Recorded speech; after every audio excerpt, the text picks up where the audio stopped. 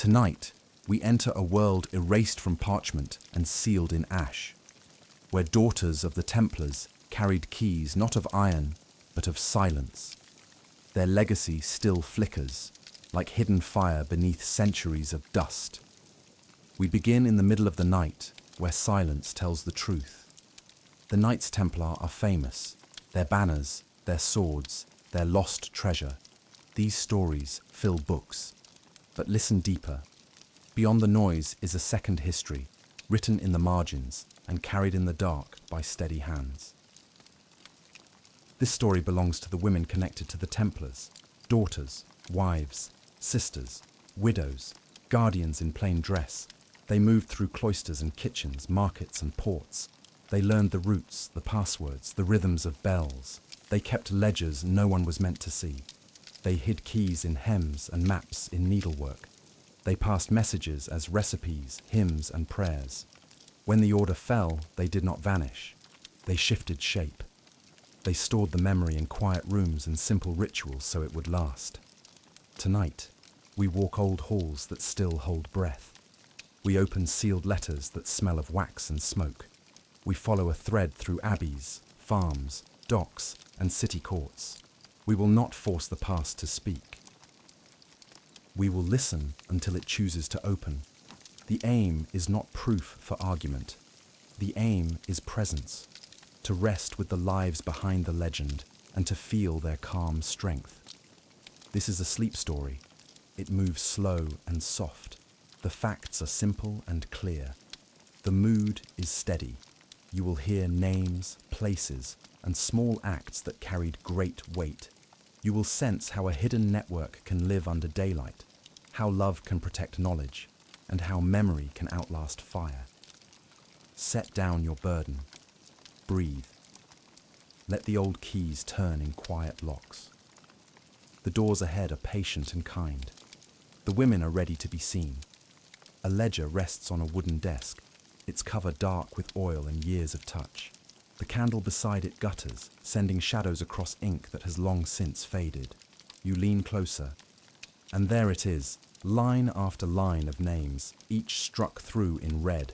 Not once, not twice. Page after page, the marks slash like wounds across memory. The fathers are named, the sons are recorded, but the women, the daughters, the sisters, the wives, are not only absent, they are erased. And yet, faintly, there are traces. If you tilt the book to the light, you see where ink pressed deep into the parchment. Underneath the red, a softer hand lingers. Letters curve in ways different from the bold script of the clerks. Slender strokes, delicate loops, a woman's hand. Somewhere between the lines, someone tried to leave their mark. The Templars were men to the world, warriors sworn, monks in armor, guardians of relics. But behind every oath was a network. Someone carried messages. Someone tended wounds. Someone opened the doors when the riders returned in the night. Their work left no record in official rolls. And so, the ledger looks empty of them. Yet emptiness itself holds a story. Imagine a mother teaching her son the prayer that must be spoken at the gate, so the watch will open. She whispers it to him as he drifts to sleep, the words sliding into his dreams.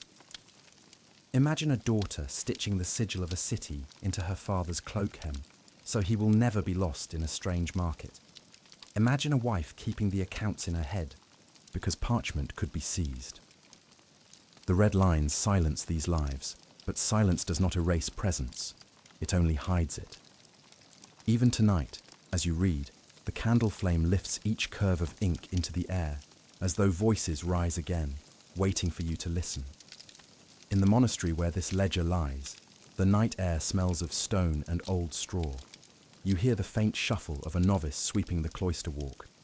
You hear the crack of the hearth, and behind it, softer still, you hear a rhythm, like someone breathing, like someone waiting. There is no need to force meaning. Let it come. The red lines are not endings. They are doors. Every stroke is an invitation. They say, look again, look closer. Trust the faint hand beneath the bold. And so you do. You close your eyes. You let the red lines fade, and in their place, you see faces. Some tired, some fierce, some smiling despite the danger. Women who moved unseen, their steps weaving the hidden threads of the order. They have waited centuries for someone to notice. Tonight, you notice. Tonight, their story begins again. Midnight in the abbey. The candles have burned low, and the stone halls breathe cold air. A single flame shivers near the altar, throwing long shadows through the carved choir screen. The sisters are sleeping in their cells, each behind a wooden door, but one stirs. She wraps her shawl close and walks in silence, feet bare on the flagstones. Her path takes her through the cloister, where moonlight spills across the square of grass. The sound of her steps echoes, but she does not pause. She knows which corner creaks, which arch carries sound too far. She has walked this way many nights. Tonight, as always, she carries nothing in her hands. But hidden in her mind are the words of a message, learned by heart, ready to pass. The cloister is more than stone. It is a map. Each pillar marks a turn in the story. Each shadow hides a waiting place. By day, the cloister is for prayer. By night, it is a path of messages. She pauses at the chapter house door. 3 drips of wax fall from her candle onto the step, not by accident. This is the sign. Tomorrow, another sister will pass and see the hardened wax, and she will know the road is clear.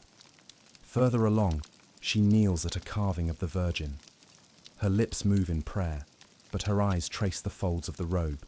She counts them, 1, 2, 3, 4, and touches the 5th. This fold marks the hidden alcove where a scrap of parchment waits. She lifts it, folds it into her sleeve, and continues as though nothing has changed. The abbey is quiet, yet not empty. Behind walls and under roofs, men hide who cannot be seen. They eat bread the sisters bake, drink from the wells the sisters draw. They leave before dawn, when fog covers their trail. No one outside suspects. The sisters appear as humble women of prayer, but their cloister is a shield, their silence a sword. Imagine the courage it took to walk that cloister night after night, knowing that discovery meant trial, perhaps fire. Yet still, they walked. Still, they carried words no one else dared to keep. In the margins of psalms, in the wax of candles, in the folds of stone, their story survives. As you listen, the candlelight flickers in your mind.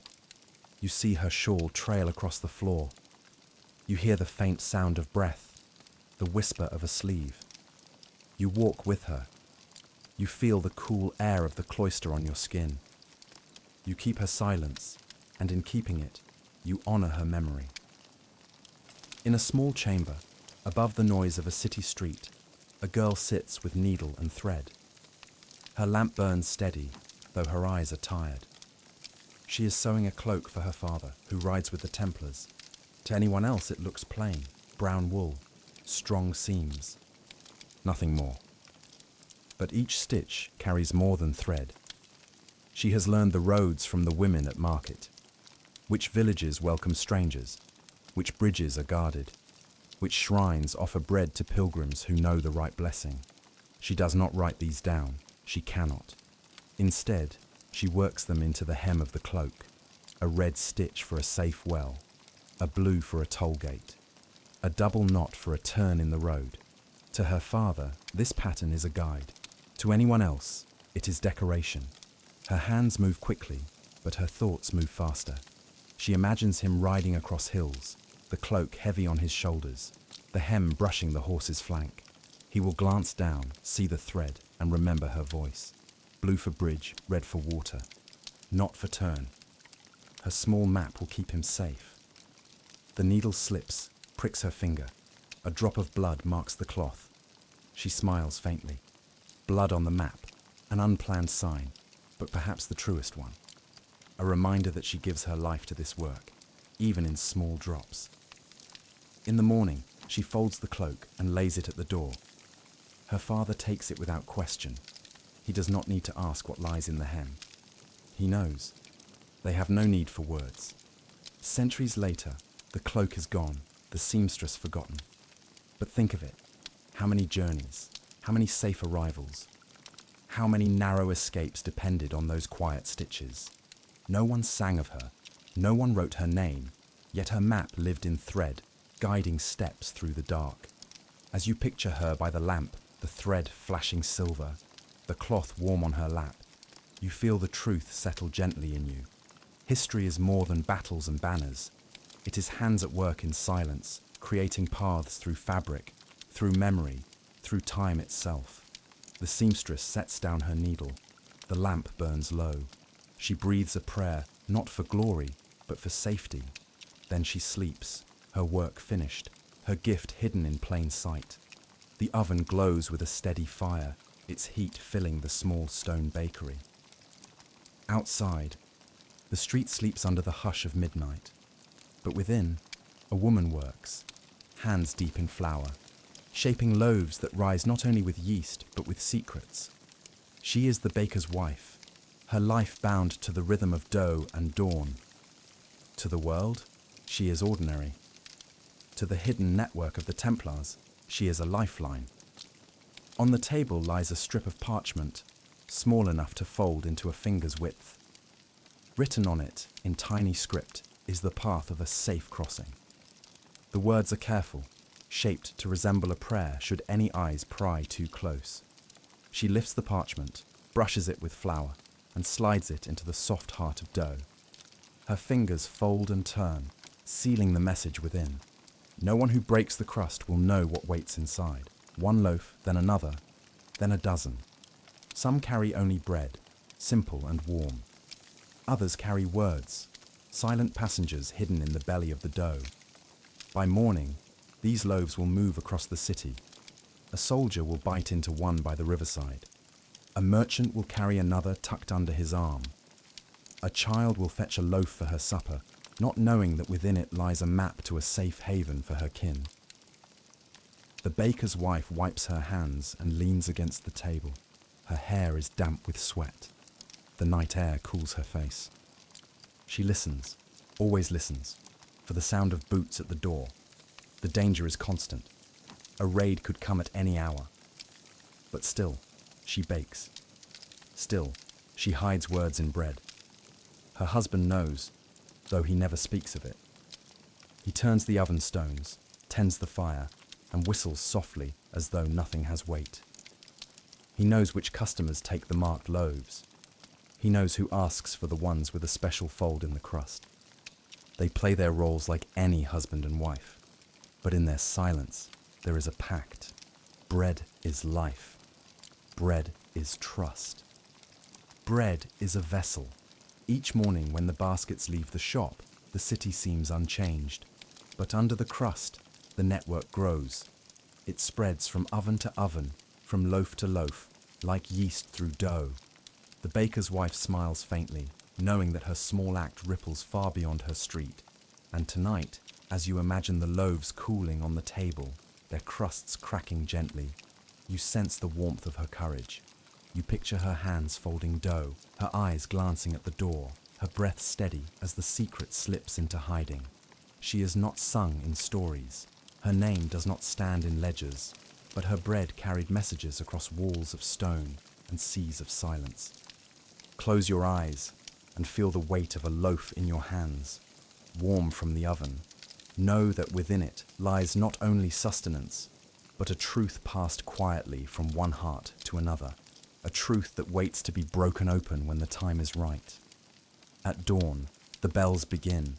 Their iron tongues strike the air, filling the valley with sound. To the villagers, they are calls to prayer, to labor, to pause. But to the women of the order, they are something more. Each note is a signal, each rhythm a message. The abbey's tower rises above the town, its bells visible to all. No one questions the ringing. It is natural, expected, ordinary. But hidden within the patterns is a language. A long toll means wait. 3 short peals mean the road is clear. A pause between 2 strikes means danger near. The women know the code. They listen as they stir the morning pot, as they sweep the hearth. as they draw water from the well. To them, the bells are not just sound, they are survival. One sister stands at the tower rope, her face calm, her hands sure. She pulls not with prayer in mind, but with knowledge. She knows who is watching. She knows who must turn back and who may pass. She does not shout. She does not write. She only pulls the rope, and the valley hears her voice in iron. In a farmhouse beyond the walls, a mother pauses at the sound.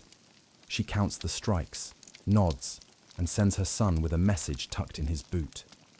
In the fields, a shepherd tilts his head, listening, and leads his flock toward a hidden pass.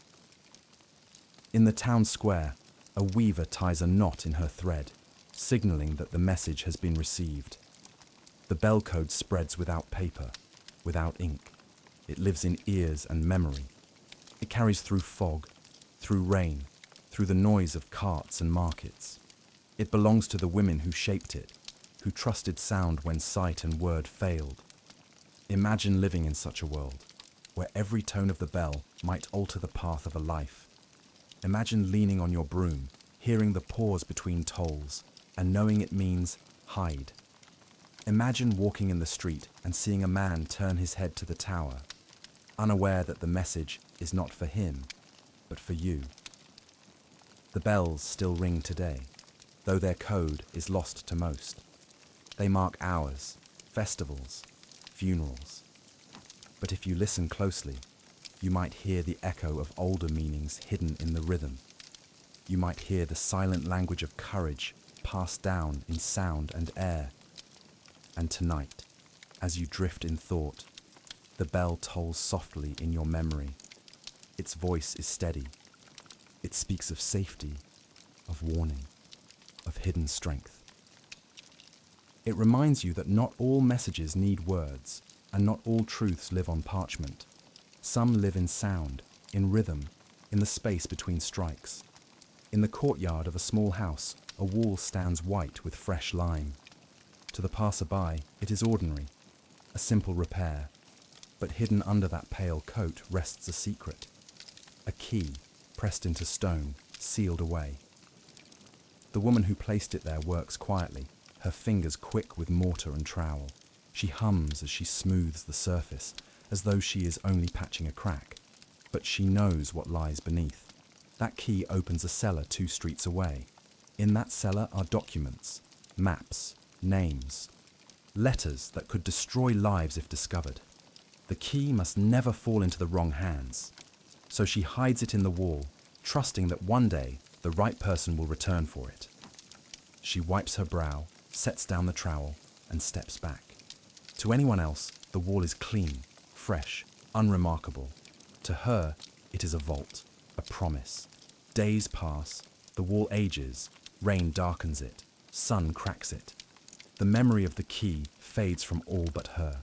She walks by, touching the wall as though by accident. Her children play nearby, never knowing what sleeps beneath their laughter. Her neighbors nod at her, admiring her careful repair. They do not guess that a small iron tooth lies buried in lime, holding the weight of lives unseen. Years later, when danger rises again, another woman comes. She carries no map, only a memory whispered through generations. Under the lime, near the courtyard gate, she taps the wall, listens, and begins to scrape. The plaster flakes away, and the key gleams dull in her hand. She turns it over, feels its teeth, and smiles. The secret has survived. The lime wall teaches this. Safety is not always in flight or battle. Sometimes safety is in patience, in the hiding that lasts longer than fear, in the trust that someone will remember when the time comes. As you picture the wall, its surface smooth and pale, imagine pressing your hand to it. Beneath your palm lies the iron key. You cannot see it, you cannot hear it, yet you know it is there, just as the women knew, just as they trusted. Tonight, let that hidden key rest in your mind. Let it remind you that silence can guard secrets as well as words, that what is unseen may be the strongest shield of all. and that even under walls of lime, truth waits for the patient hand that will uncover it when the world is ready again. The sea lies restless beneath a thin moon. The harbour creaks with the weight of ships, masts swaying like tall, tired trees. Nets hang drying on wooden posts. Fish scales glitter faintly in the lantern light, shining like fallen stars. It is midnight, and the docks are quiet. Quiet, but not empty. Women move there, their cloaks drawn tight against the salt wind. To strangers, they are widows of fishermen, selling what little they have left. But those who know better understand their truer work. They gather baskets that smell of the sea, cod, mackerel, herring. Yet tucked beneath the layers of fish are folded slips of parchment, sealed with wax or bound in oilcloth. The women lift the baskets with the ease of habit. They look no different from any weary fisher's wife walking home after market. But their steps are purposeful, their eyes sharp. They carry news more valuable than gold. Which road is blocked, which guard may be bribed, which ship sails with allies hidden below deck. One woman, her hair streaked with silver, waits at the far end of the pier. She bends as though adjusting her sandal, but her hand brushes the post 3 times, quick and subtle. From the shadows, a figure nods. The signal is answered. The exchange has begun. A basket is set down. A basket is lifted. To anyone watching, it looks like trade. Fish for coin, widow for buyer. But hidden in the basket is the truth. A list of names of men who fled across the border, men who would otherwise be lost. The women do not speak much. Their voices might carry across the water, and whispers can betray more than silence. Instead, they use gestures, practiced and spare. A tilt of the chin, a fold of cloth, a pause too long at a rope's knot. The port is their stage, and they move through it like shadows cast by lantern light, present but never caught. Danger walks with them every night. The port is crowded with eyes, dockhands, guards, priests, merchants. Any of them could notice too much.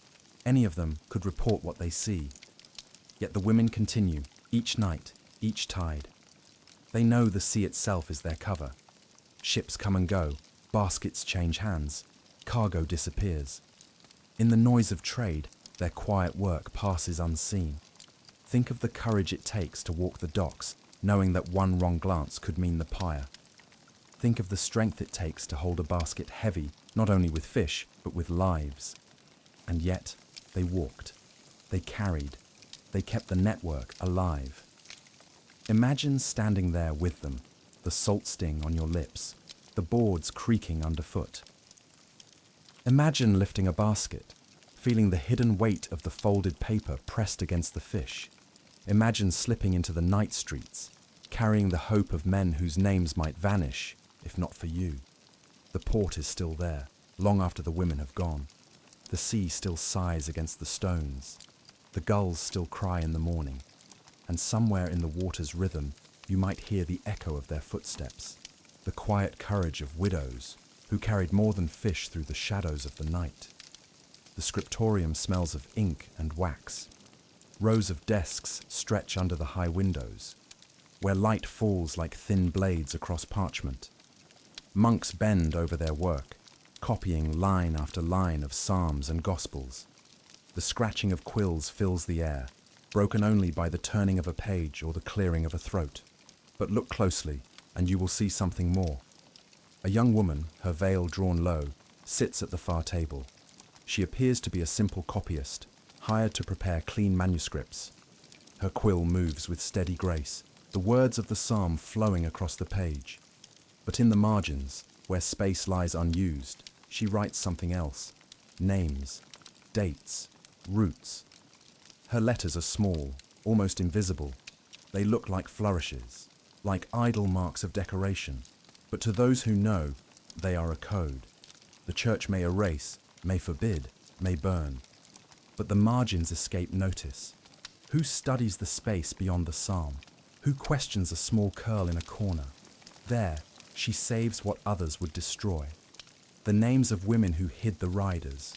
The names of children who carried messages. the names of widows who fed the fugitives. To the world, these women do not exist. To her margins, they live. She dips her quill, wipes it, bends again. Her hand cramps, but she does not falter. The work must be exact, too loose, and the marks will show, too plain, and they will be missed. It is a balance she has mastered. Each letter is a whisper. Each mark is a breath held in silence.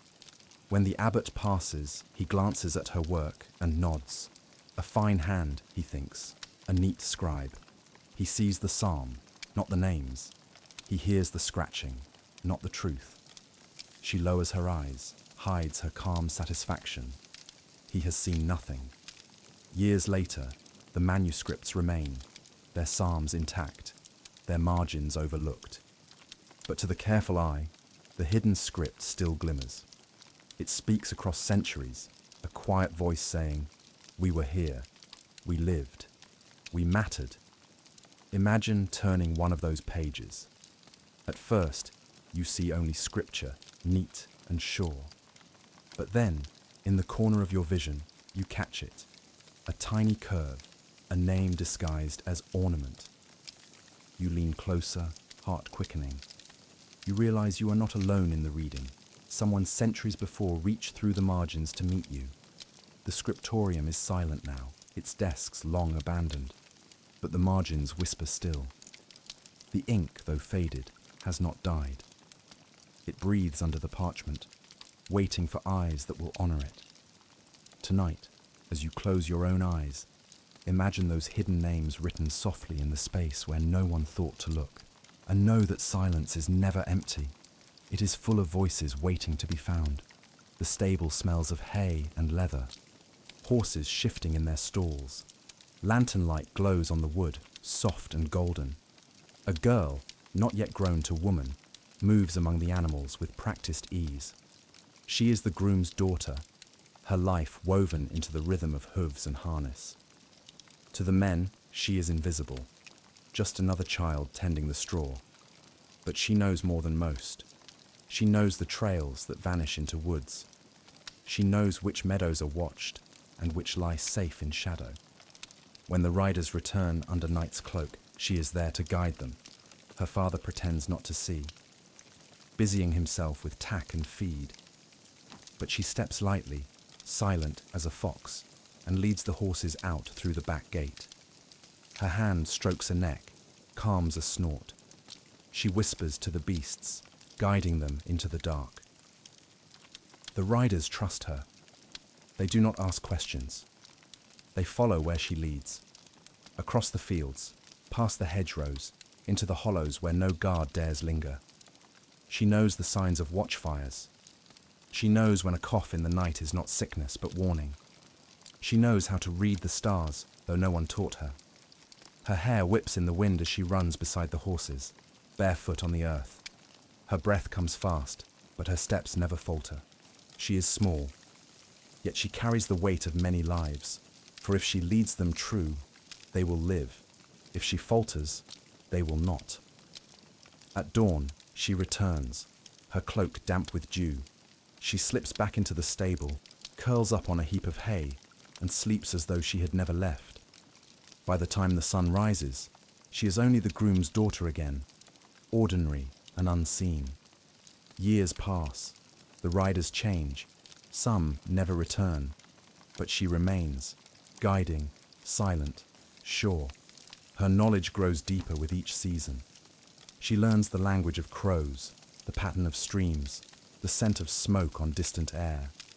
Her map is not written, not stitched, not spoken. It lives in her body, in her eyes, in her steps. History does not record her name, but the riders remembered. In quiet moments, when safety returned, they spoke of the girl who led them through the dark, who asked for nothing, who disappeared into hay before the dawn. Tonight, imagine walking beside her. Feel the cool earth under your feet, the night air on your skin. See the stars glimmer above, guiding your steps. Trust her quiet certainty. Trust her path. Know that in silence, in youth, in the unseen, there was power enough to save lives. The stable stands empty now, its beams old, its roof sagging.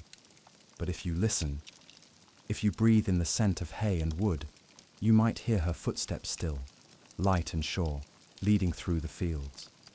A quiet rider in the dark, carrying the memory of all those she once guided to safety. The wax is warm beneath her hand, soft enough to mold, firm enough to hold shape. The woman sits at a rough table, the lamplight low. Before her rests a folded letter. On its surface, the crimson wax glows faintly, a seal freshly pressed. To anyone who sees it, this letter is intact, untouched, official. But she knows better. She has already broken it. She has already read the words that could condemn or save. And now, her task is to return it to the world as though nothing has been disturbed. She learned this craft in silence. No one trained her openly. Instead, she watched. She watched merchants press their crests into wax, watched priests seal their letters with crosses, watched scribes melt drops from the candle's flame. And she practiced when no one looked. A scrap of parchment, a scrap of wax, the stem of a ring pressed into the soft surface until it matched what she had seen. She ruined many before she mastered one, but mastery came. Now her hands move with certainty. She warms the wax just enough, softens it with her breath. She presses a duplicate seal, carved secretly in soapstone, into the softened mark. It looks perfect, too perfect. No trace of tampering remains. The letter is whole again. To most, she is only a wife, keeping her household in order. But to the network, she is the guardian of secrets that travel across kingdoms. Without her skill, the flow would stop. Letters would betray their contents. Men would fall into traps. Roads would close. Armies would move blind. With her skill, the order moves like water, seen at the surface, but unstoppable beneath. Imagine her at her table, her eyes steady, her lips pressed together in concentration. Around her, the house is quiet. Children sleep in the next room, their breaths soft. Her husband lies in bed, feigning slumber, though he knows what she does. He does not speak of it, but he knows. She works in silence, carrying lives in the fragile press of wax. One night, a letter arrives heavier than most. It smells of foreign spice, inked with a hand not local. She holds it, weighing its danger. When she breaks the seal, she finds names. Names of men she has seen walk her own street, men who would be taken by dawn if this letter reached the wrong hand. Her pulse quickens, but her face remains calm. She memorizes the names, then reseals the letter, perfect in every line. By morning, the courier departs with it, unaware that its secret has already passed. Years later, when her hair is silver, her hands still know the rhythm. Melt, press, seal. She no longer trembles at the risk. It is part of her now, as ordinary as kneading bread. But every time she smooths the surface of the wax, she feels the weight of the work. It is not her name that will be remembered. It is not her story that will be told, but it is her seal that held the silence, her craft that kept the doors open. Tonight, imagine holding that letter. Feel the roughness of parchment under your fingers. Smell the faint tang of wax and smoke. See the seal, flawless and whole, hiding the truth beneath. And know that behind every letter that reached its mark safely, there may have been a woman like her, quiet, unseen, guarding the lifeblood of a movement with nothing more than wax and patience. The cottage smells of herbs. Lavender hangs from the rafters. Rosemary bundles dry near the hearth. Jars line the shelves, filled with roots, powders, oils. To the villagers, this is a healer's home, a place to bring the sick and the weary. They come with fevers, with broken bones, with infants too frail to breathe. She welcomes them all, her hands gentle, her eyes knowing. But her work is not only of the body. Under the cover of her remedies, she tends to a different kind of wound. She keeps a ledger, not of patients, but of safe places. Written in careful script, disguised as recipes, it records shelters, barns, cellars, shrines where fugitives can rest. 2 sprigs of mint steeped in water means 2 days safe in the farmhouse near the stream. A poultice of honey and thyme means the abbey door opens at nightfall. Each line looks like medicine. Each line saves lives. Her oath is simple: heal. Whether it is a child's fever or a knight's wound, whether it is a broken arm or a broken path, she heals. She does not ask questions. She does not seek reward.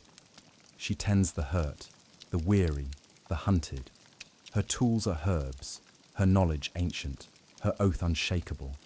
At night, she sits by the fire, rewriting her ledger. A stranger who finds it will see only notes for healing. Even the priests who sometimes inspect her home nod approvingly. But those who know the code read it differently. They see the map within. They see the network carried in jars and bundles, hidden in plain sight. Imagine a weary man arriving at her door, cloak torn, eyes hollow. She ushers him in, sets a bowl of broth before him.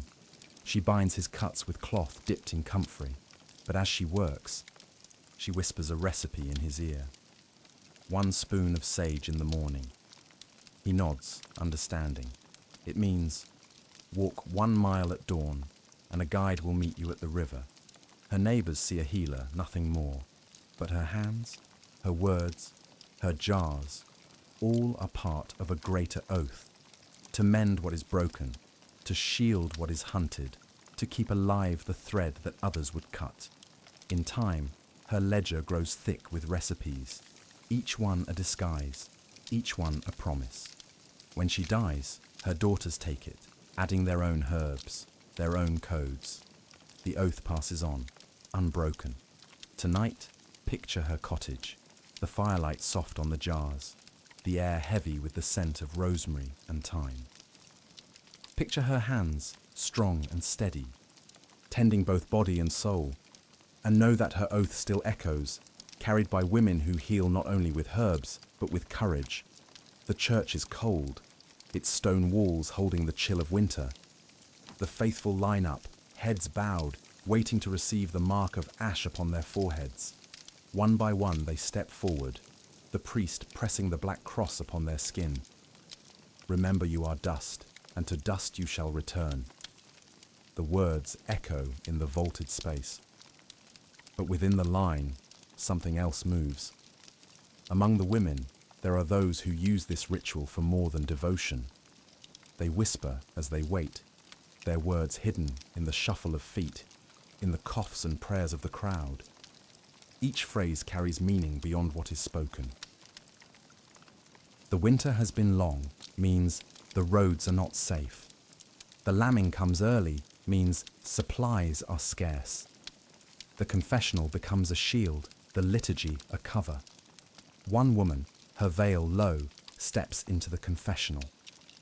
The priest hears her sins, but in the spaces between, she gives directions. Her words are soft, broken by sobs she feigns. To him, it is the voice of a penitent. To those who listen later, it is the path for men who must leave by nightfall. She emerges with ash upon her brow, her face pale, her steps slow. No one questions her. No one suspects. The ritual repeats year after year. Each Ash Wednesday, the women gather not only to repent, but to guide.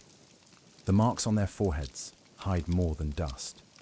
They hide knowledge, passed from one bowed head to another. The church sees only devotion. The network sees a perfect cover. Imagine standing in that line, the scent of ash sharp in the air, the voices murmuring low. You bow your head, feel the smear of ash upon your skin. But beneath the words of sin and repentance, you hear the rhythm of another truth. You hear the women's whispers, carrying life through the ritual of death. Centuries pass. The ashes fall away. The women vanish into memory. But the practice remains, a reminder that even in the most sacred rituals, hidden truths may flow. What looks like worship may be warning. What sounds like confession may be code. Tonight, as you close your eyes, imagine the church dark, the air heavy with incense and ash. Feel the mark upon your skin, warm and rough. Know that within such marks, women once carried the map of survival, hidden in plain sight beneath the shadow of the cross. The room is dim, its walls thick with cold stone. Rows of desks stretch under the arches, and the scratching of quills makes a steady rhythm, like rain on a roof.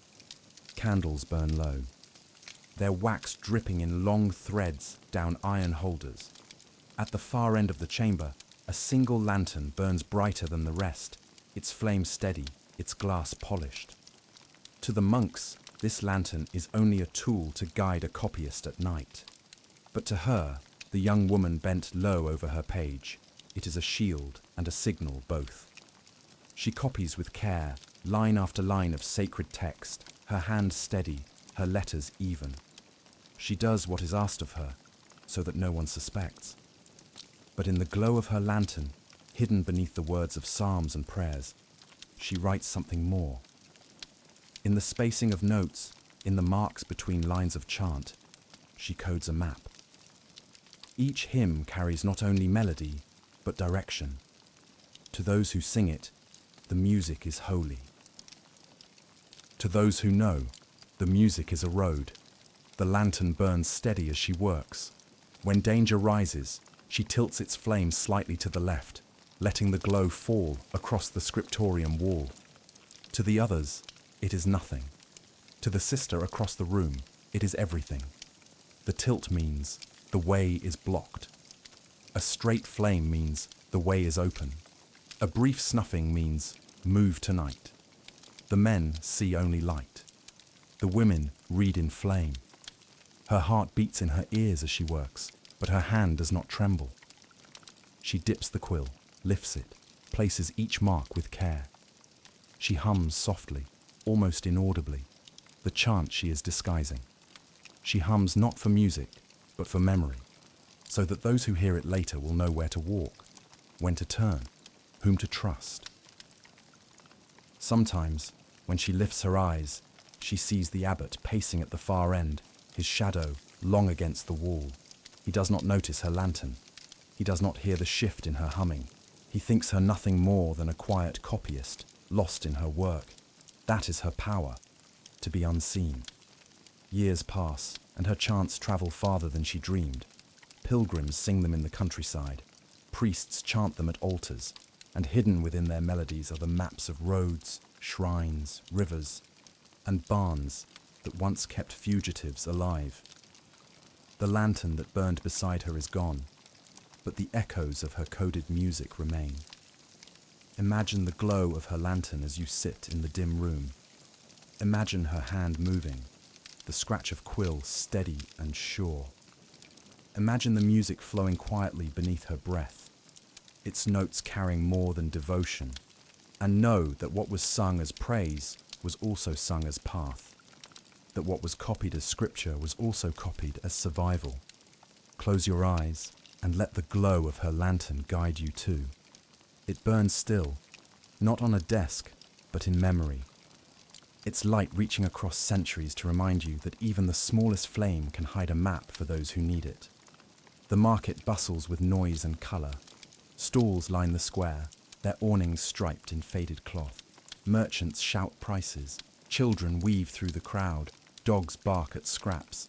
To anyone watching, it is only a day of trade, ordinary and loud. But beneath the clamour lies a pattern, invisible unless you know where to look. Women move through the market, baskets on their arms, voices blending with the noise. But the way they carry their goods is not random. A red ribbon tied to the handle means the road beyond the east gate is safe. A blue cloth draped across apples means guards are watching the western path. 3 lemons stacked at the front of a stall mean wait until dusk. A row of onions turned outward means danger close. The merchants know their roles. Some are widows who lost husbands to war. Some are mothers with children to feed. Some are sisters who learned silence early. They sell fruit, cloth, bread. But more than that, they sell trust. Their stalls are maps disguised as trade. One woman lays out her wares with care. She sets 3 loaves forward, 1 to the left, 2 to the right. It looks careless to a stranger, but to those who know, It means split your party in two. She adjusts her shawl, exposing a green stitch in its border. That green means the healer is ready to take you in. She does not speak. She does not write.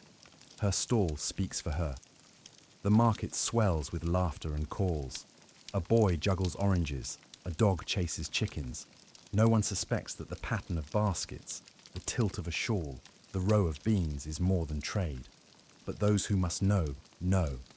They pass through the square, glancing once, then moving on, their paths changed by what they saw. The risk is constant.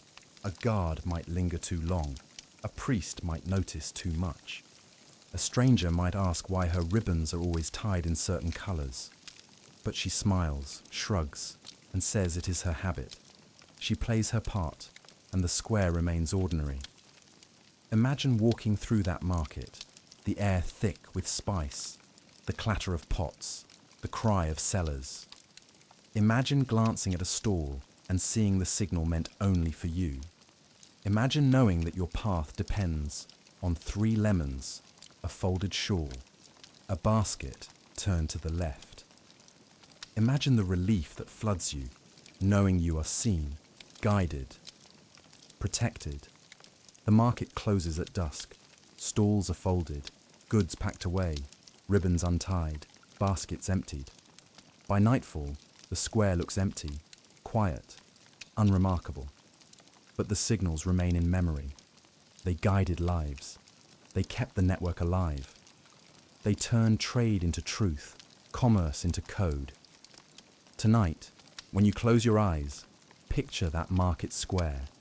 Hear its sounds, see its colours.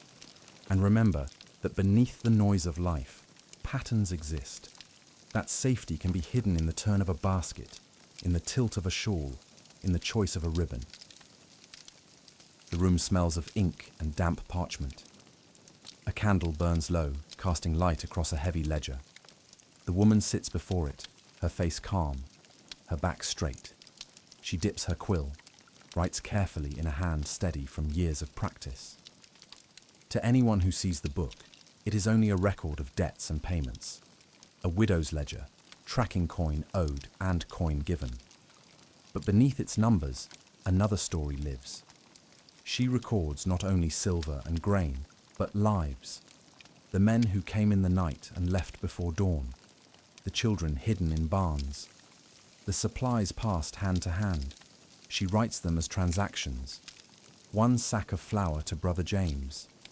But the flour is not flour, it is safe passage. She writes, 2 hens delivered to Sister Margaret. But the hens are not hens. They are 2 fugitives carried across the valley. Her ledger grows thick with such entries. To the priests who sometimes inspect it, it shows only the life of a widow managing her small affairs. They see her caution, her frugality, her neat hand. They praise her for her order. They never guess that the numbers are names, the sums are lives. By day, she is quiet, modest, unremarkable. She speaks of the price of grain, of the weight of wool, of the weather's toll on harvests. But by night, she writes. Each line is a promise, each sum a memory. She does not allow herself to forget, because forgetting would mean erasure. Sometimes, as she writes, tears blur her sight. She remembers the faces of those she recorded. The boy with frightened eyes, the woman who carried nothing but a locket, the man whose wounds bled through his cloak. She cannot write their names openly, but she writes them all the same. Her ledger is their monument. Years pass, her hair turns white, her hands stiffen, but still, she writes. Still, she keeps the ledger, and when she knows her time is near, she calls her daughter to her side. She places the ledger in her hands and whispers, "Keep it, add to it, never let them be lost." The ledger passes from hand to hand, generation to generation. Each widow adds her own lines, her own codes. The debts and payments continue, but always beneath them, the true record endures. Imagine opening that ledger. At first you see only numbers, neat and plain, but as you look closer, you notice patterns, repeated sums, strange pairings. entries that make no sense as trade. And then you understand. You see the truth hidden beneath the arithmetic. You see lives carried in ink. The ledger still exists somewhere, perhaps tucked in a chest, perhaps buried beneath dust. To most, it is meaningless. To those who know, it is a book of remembrance. A book that says they lived, they mattered, they were not lost. Tonight, as you rest, imagine that ledger open before you. Imagine the candlelight glowing on its pages. Imagine the widow's steady hand, her quiet strength. And know that even in numbers, even in accounts, love can write its memory. Love can keep alive what others would erase. The night is heavy with the scent of oil and earth. The olive trees stand in rows like ancient sentinels, their trunks twisted, their branches bent low with fruit. Moonlight slips between the leaves, painting silver patterns on the ground. Beneath this canopy, women move quietly, their steps soft on the soil. To any passerby, they would seem only gatherers checking the grove at night. But in truth, the grove is more than harvest. It is a map, a hiding place, a guide through shadow. One woman kneels at the base of a gnarled trunk, her hand brushing the earth as though testing its dryness. But her fingers touch something else, a small stone, shaped and smoothed, placed with intent. She turns it twice, then sets it back. That motion carries meaning. It signals to the next that the way beyond the grove is clear. Another woman, farther down, pauses by a tree with a scar on its bark. She lays a hand on it, tracing the line. To her, it is not just a wound from age. It marks the path to the river ford, hidden beyond the hill. The grove has always been sacred. Its oil feeds lamps, its fruit sustains tables, its shade shelters the weary. But to the women who guard it, the grove holds a deeper sanctity, safety. The trees themselves are markers. A branch that bends to the left means turn. A row that stops short means wait. The olives harvested from certain trees are left in small baskets as offerings, but they are not offerings to saints or spirits. They are offerings of signal, tokens telling travelers where to pause, when to move, whom to trust. At dusk, the grove appears ordinary. Farmers work, children play, goats wander at the edge. By midnight it becomes a passage. Those who must flee pass through its rows guided by whispers, by gestures, by the memory of trees. Women lead them, carrying lanterns hidden under shawls, their glow revealed only for a heartbeat before being covered again. Each flicker is a direction.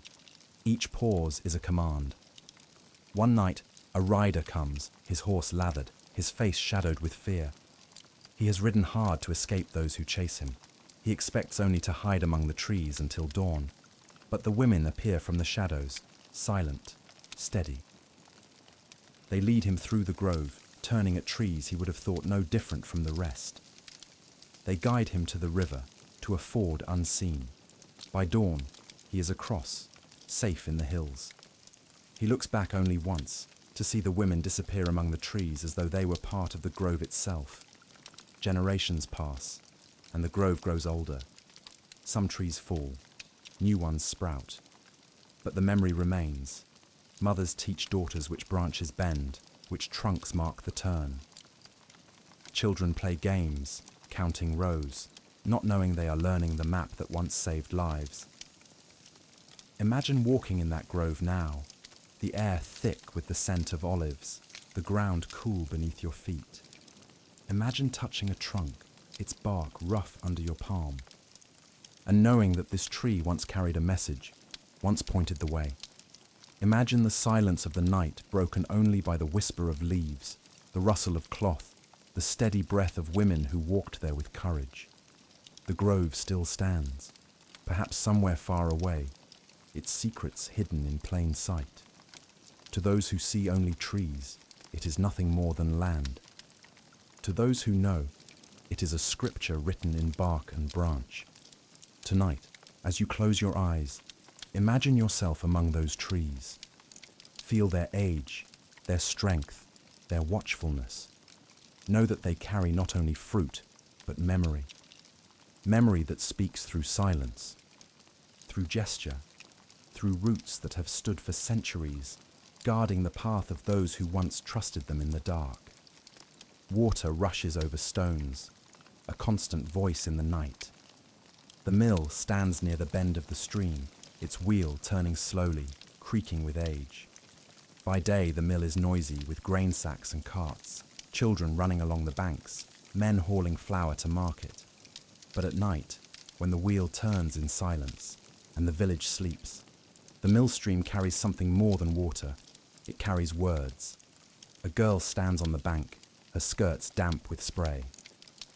She holds a reed, hollow and light. Inside, the reed lies a slip of parchment, rolled tight, bound with twine. She crouches low, slips the reed into the current, and lets it go. The water takes it, carrying it past the wheel, past the stones, down river to where another waits.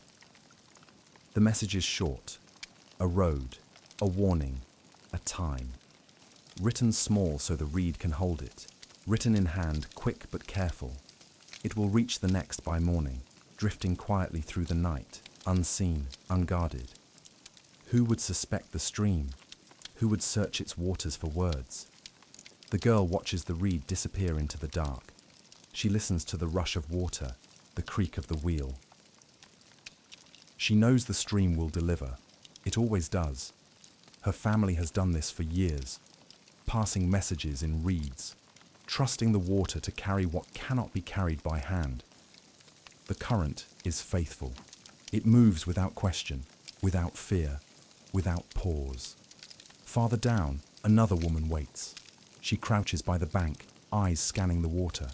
She knows where the current slows, where reeds collect against the stones. She knows how to pluck one from many, how to open it without breaking the fragile parchment inside. She reads quickly, then burns the slip in a small flame hidden in her cloak. The message is gone, but its truth remains. She returns home, her path changed by the words the water delivered. The mill stream becomes a lifeline, a river of memory. It carries more than reeds. It carries trust. It carries courage.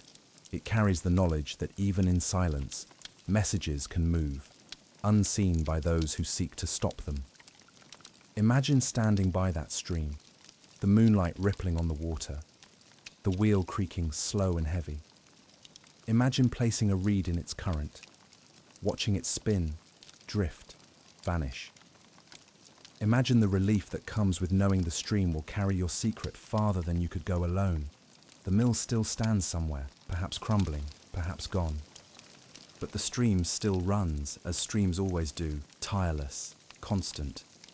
And in its voice, if you listen closely, you might hear the echo of words once carried in reeds, warnings, names, maps, the language of survival whispered through water.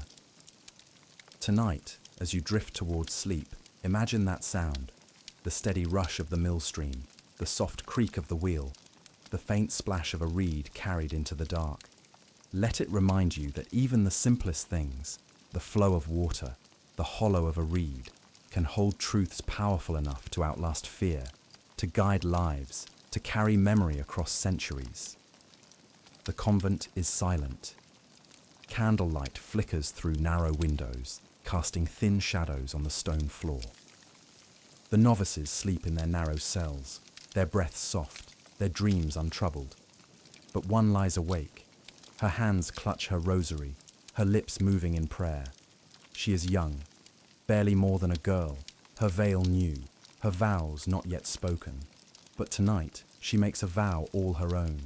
She has seen too much already. She has watched men dragged through the cloister in chains. She has heard whispers of trials, of fires, of names spoken under torture.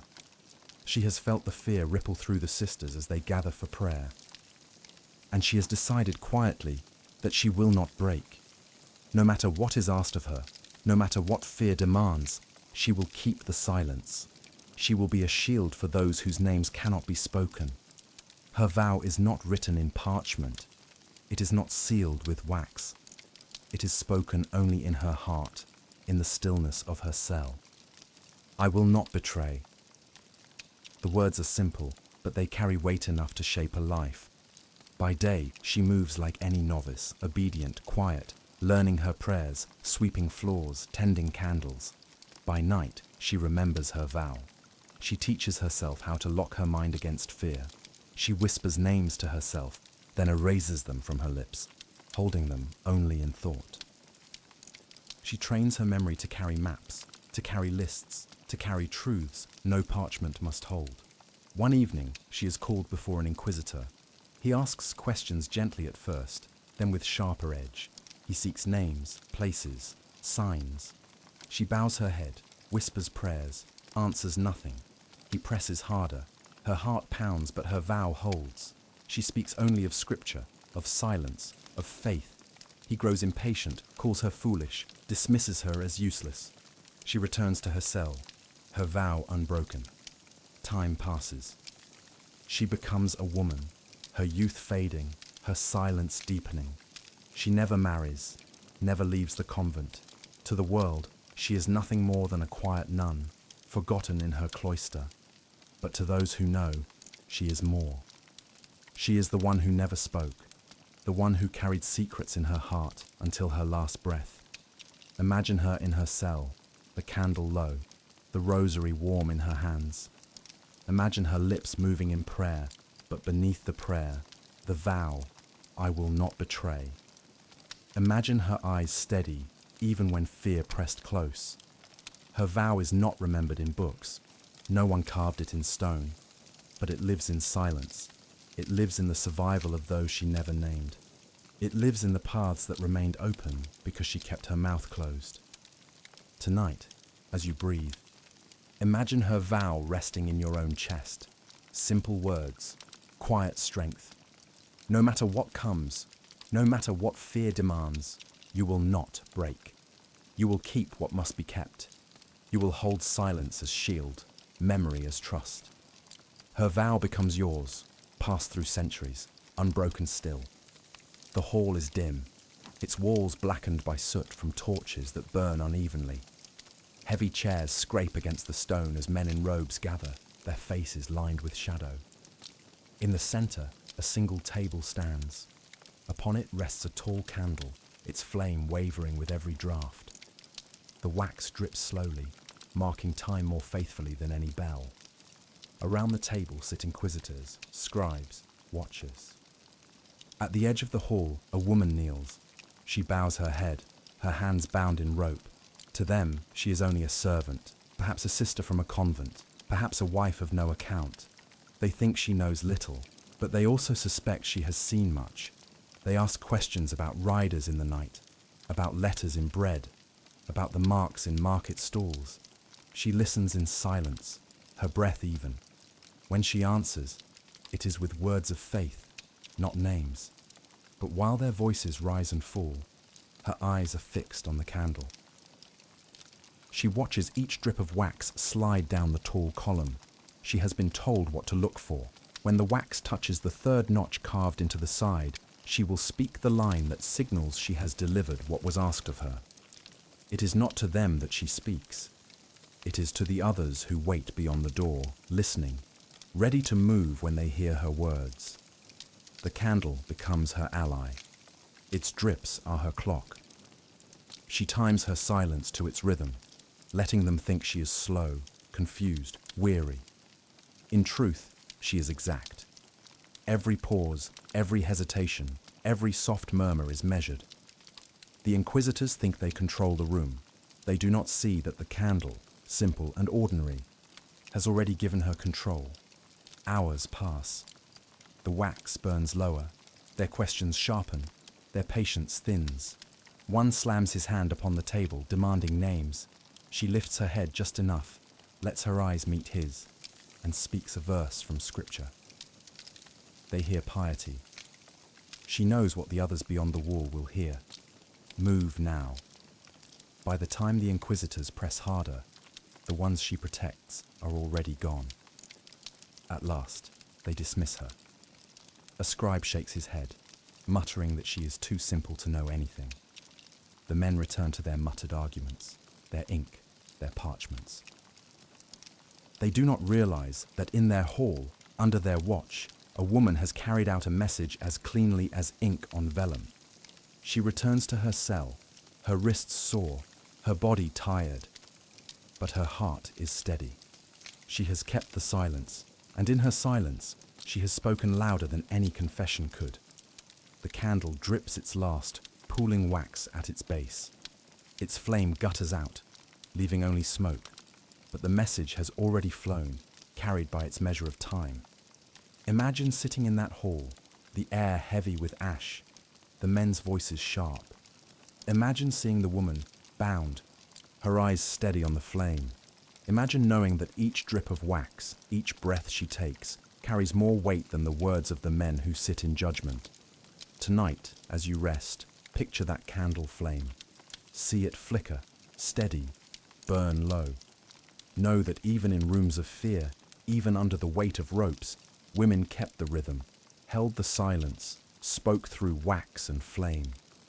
The candle's light may die, but the memory of their courage burns still, unending. The village sleeps. The hearths are dark, the fields silver under moonlight. But in one small cottage, a soft voice drifts through the night. A woman sits by her child's bed, her hand resting gently on the blanket. She hums a lullaby, her tone low, her voice steady. To the child, it is comfort. To the world outside, it is song. But hidden in its notes is a path. The melody is simple, known to many. Its words speak of stars and fields, of rivers and sheep. Harmless, innocent, nothing more than the nightly music of mothers everywhere. Yet those who listen closely know that the rising note means turn left at the hill. The falling note means rest at the barn. The pause before the refrain means wait until dawn. Each verse is both cradle song and map. She learned it from her mother, who learned it from hers. A song passed down like a family prayer, carrying safety in its rhythm. No parchment, no ink, no seals, only breath, only voice, only music woven into the air. When riders pass through the village, weary and uncertain, they do not ask for directions. They sit quietly in the dark near the cottage. They listen. The song tells them what they need to know. The child sleeps. The mother hums. The network breathes. Sometimes she sings it louder while drawing water at the well. Other women pause listening. They nod faintly, their eyes understanding. The men nearby hear only a tune. The women hear the way. The risk is hidden in plain sight. If someone asked why she sings, she would smile and say it is for the child or for her own comfort. No one questions a lullaby. That is why it works. That is why the code survives. Years later, the child will grow and remember the song. To him, it will always be comfort, always memory of safety. But to her, it will remain more. Each note, each pause, each word spoken soft in the dark is a shield, a signpost, a vow. Imagine sitting by that bed, hearing her voice drift through the still air. Imagine recognizing its double meaning, feeling the weight of its hidden truth. Imagine carrying that song with you into the night, its notes guiding your steps, its rhythm carrying you towards safety. The song still lingers, though its code is forgotten. Mothers still hum at night, voices soft, children soothed. Perhaps some echo remains. Perhaps the rhythm still carries meaning no one remembers. Or perhaps it waits, ready to be found again by ears that know how to listen. Tonight, let that song be yours. Hear it in your mind, soft and slow. Words simple, notes rising and falling like steps on a path. Let it guide you into sleep, carrying with it the memory of women who turned lullabies into maps, who sang survival into the air itself. The cottage glows with firelight. A woman sits by the hearth, her needle flashing in the dim room. A shawl lies across her lap, its fabric plain, its thread fine. To anyone who looks, she is simply sewing, adding beauty to a piece of cloth. But her stitches carry more than decoration. Each thread is a road, each color is a place, Each knot is a turn. She learned to sew as a child, taught by her mother and grandmother. But as the world grew darker, her sewing became something else. A way to carry maps without paper, a way to hide directions in plain sight. The shawl on her lap is no longer just cloth. It is a guide for those who must travel unseen. Red thread marks the road to the abbey. Blue marks the river crossing. Green curls show the woods where it is safe to rest. Tiny knots, almost invisible, mark barns and wells, the places where women wait to offer shelter. To strangers, it is a pattern of vines and flowers. To those who know, it is a path of survival. When she finishes, she folds the shawl and hands it to her daughter. The girl wraps it around her shoulders, feeling its warmth. She does not yet know all the meanings, but she knows enough. Red for road, blue for river, green for woods. She walks through the village, shawl trailing. To those who need guidance, it speaks silently. To those who do not, it is only beauty. At night, she hangs the shawl in the window. Its colours catch the moonlight, glowing faintly. From afar, it looks like simple decoration. To those passing quietly, it shines like a beacon. It tells them where to go, where to turn, where to hide. Years pass. The shawl frays, its colours fading, but the memory remains. The daughter grows, teaches her own child the code. New shawls are made, new stitches sewn. Each generation adds its own patterns, its own symbols. The map grows richer, more complex, yet always hidden in beauty. Imagine sitting in that cottage, the fire crackling, the needle flashing. Imagine watching the pattern grow under her hand, knowing it is not only thread, but path. Imagine wrapping the shawl around your shoulders, feeling its warmth, feeling its secrets pressed against your skin. The embroidery may be gone now, its threads long unraveled, but the idea survives. Beauty as code, cloth as map, needle and thread as tools of survival. Tonight, picture that shawl as you drift into sleep. See its colours glow in the firelight. Feel its weight across your shoulders. Know that hidden within its patterns are roads, rivers, woods, and safety. Know that in every stitch lies memory, courage, and love. The loom stands tall in the corner of the cottage, its wooden frame worn smooth by generations of hands. Threads stretch across it in long rows, pale in the dim light of the fire. A woman sits before it, her shuttle in hand. To anyone who glances through the window, she is only weaving cloth for winter garments or market trade. But her loom hums with more than patterns of wool. It hums with hidden knowledge, carried in warp and weft. Each thread has meaning. A darker line woven through the pale means danger on the northern road. A thicker thread means safe passage through the forest.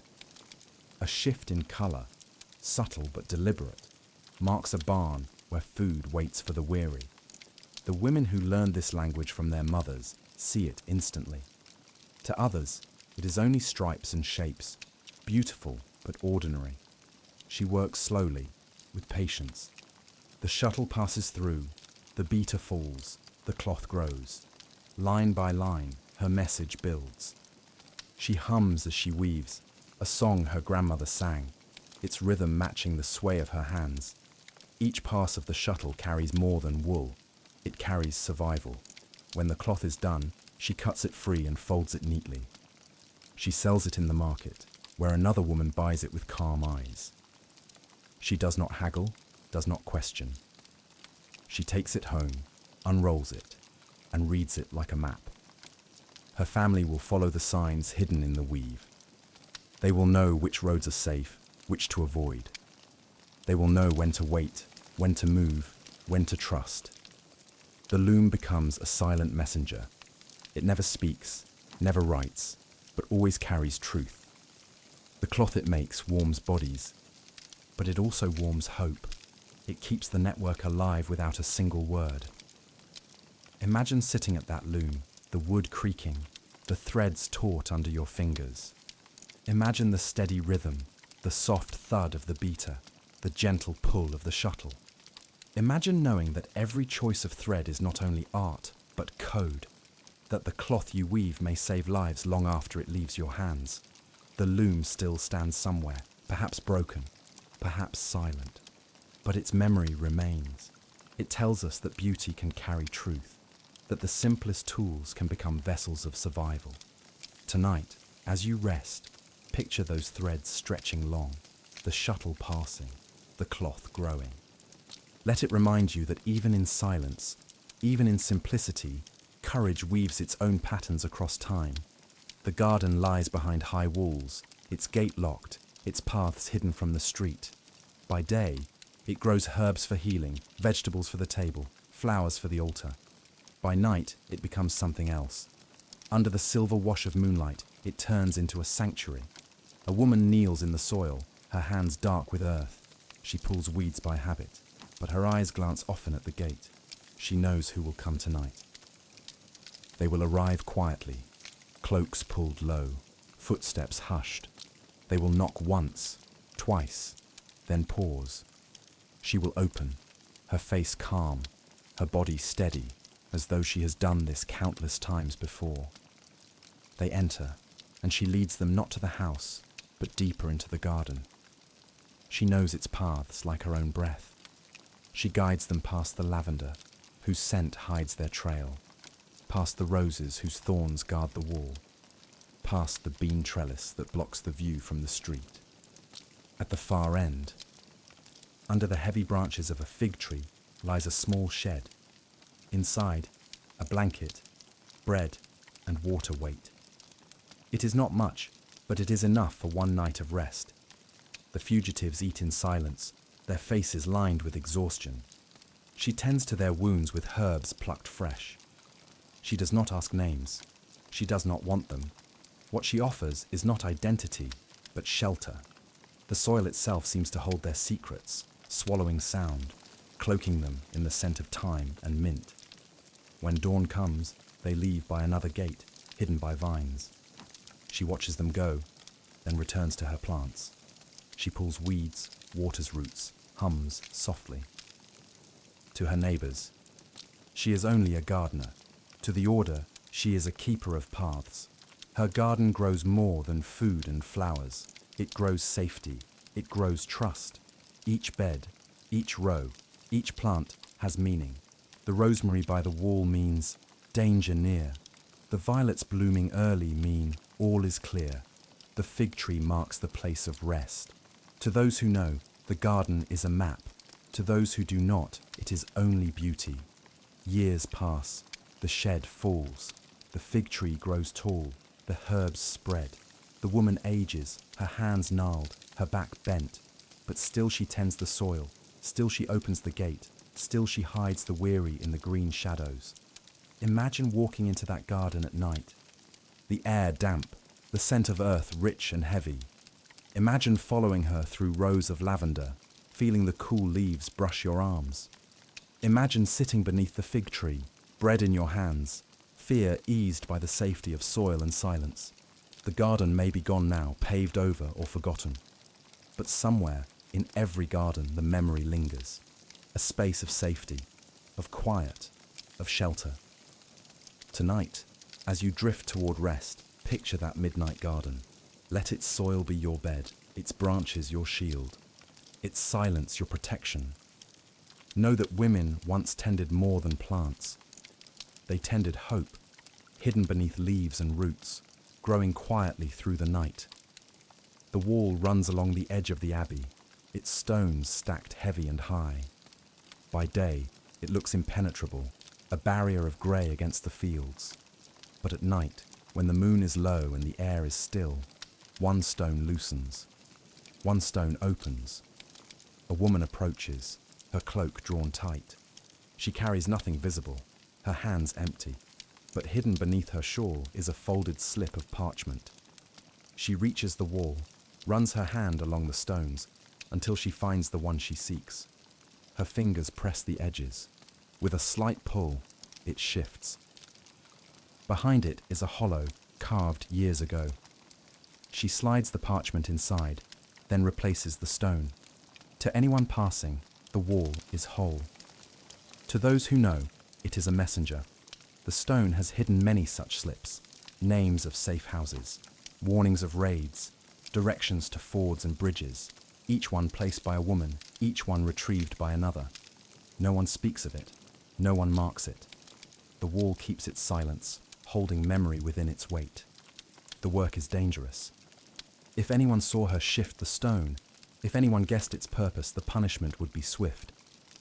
Yet she comes, night after night, sometimes with parchment, sometimes with nothing, just to be sure the wall still holds.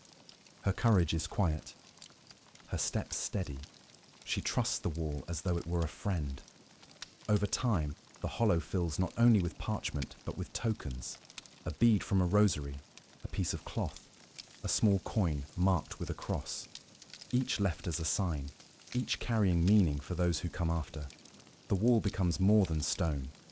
It becomes a ledger, a library, a witness. Years later, when the abbey crumbles, the wall still stands. The hollow still exists. A child playing in the ruins finds the loose stone, pulls it, and sees the treasures within. She does not understand their meaning, but she feels their weight. She knows they were left with care, with purpose.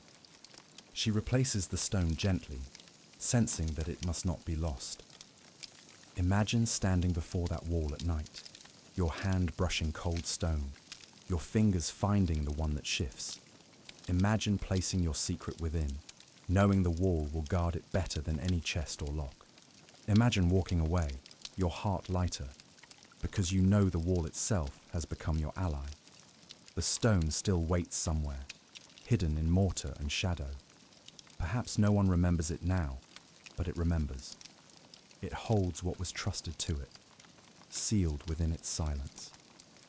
Tonight, as you rest, picture that wall stretching long and tall. See the one stone that loosens under your hand. Know that behind it lies memory, courage, and the quiet work of women who used even stone to speak. The hall is warm with firelight, its beams thick with smoke from the hearth. Platters of bread, cheese, and roasted fowl rest upon long wooden tables. Men gather, their laughter rising, their mugs clattering, their voices filling the room. To anyone looking in, it is a feast like any other, a gathering of neighbors, a celebration of harvest, a meal to drive out the cold. But beneath the laughter and the clatter, something else is happening. A language spoken not with words, but with the smallest movements of hands and eyes.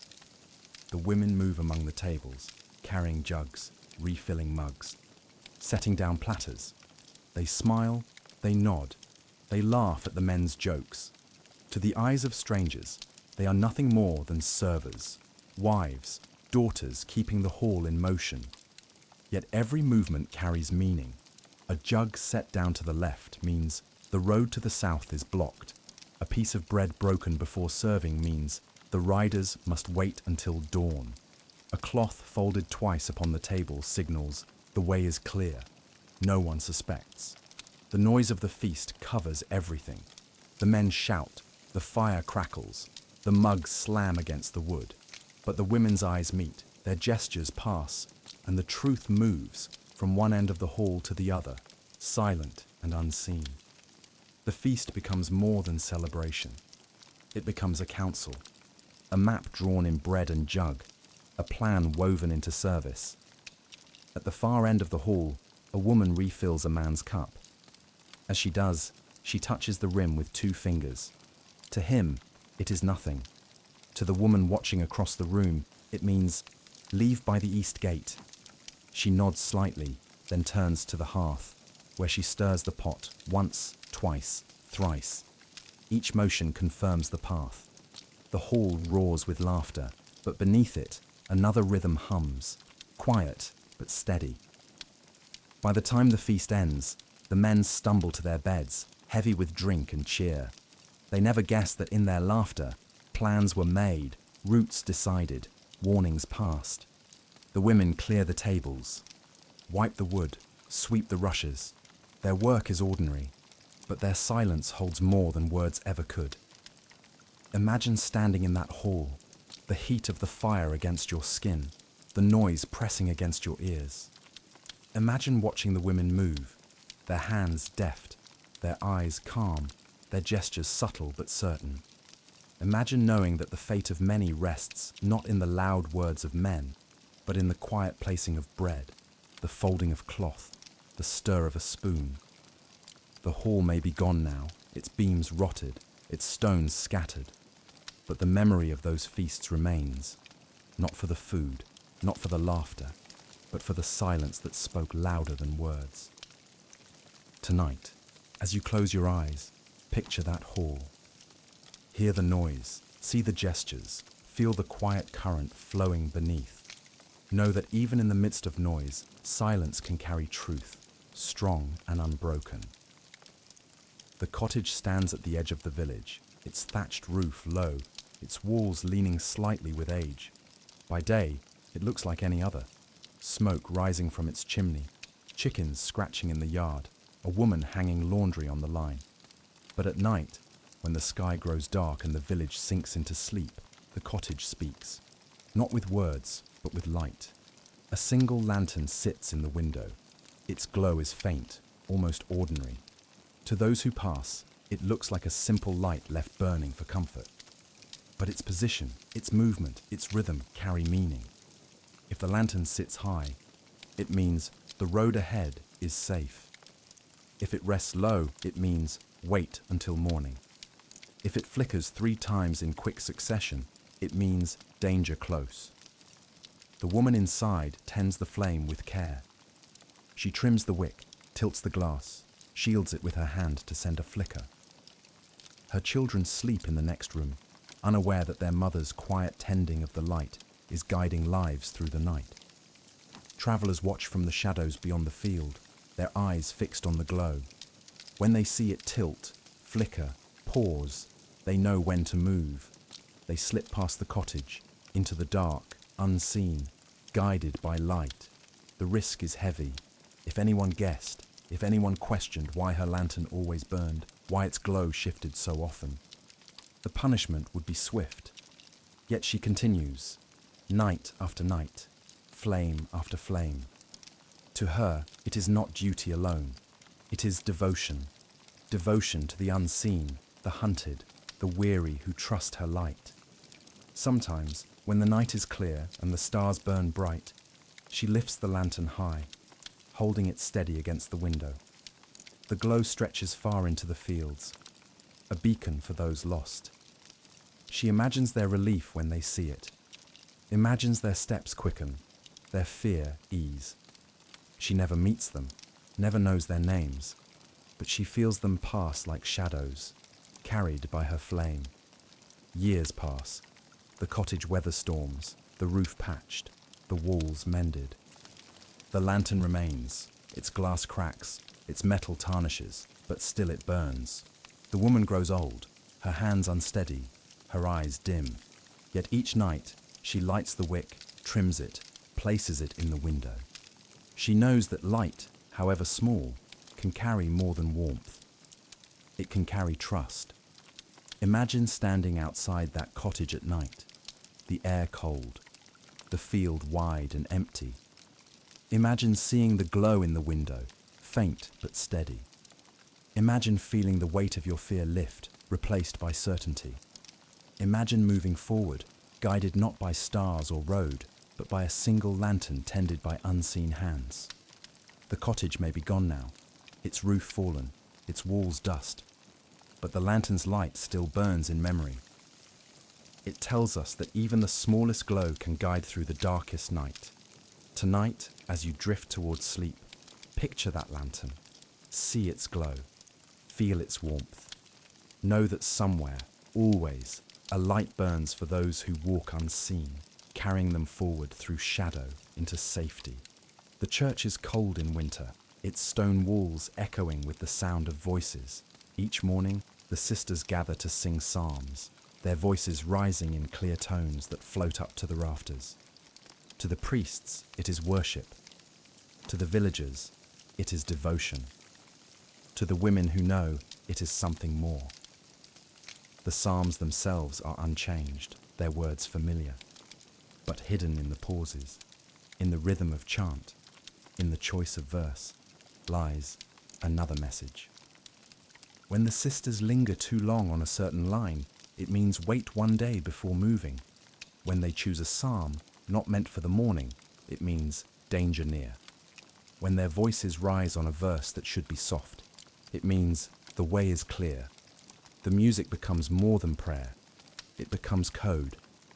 One sister leads the choir, her voice strong, her eyes steady. She chooses the verses with care, disguising her decisions as piety. The men think her devout. The women know she is guiding them.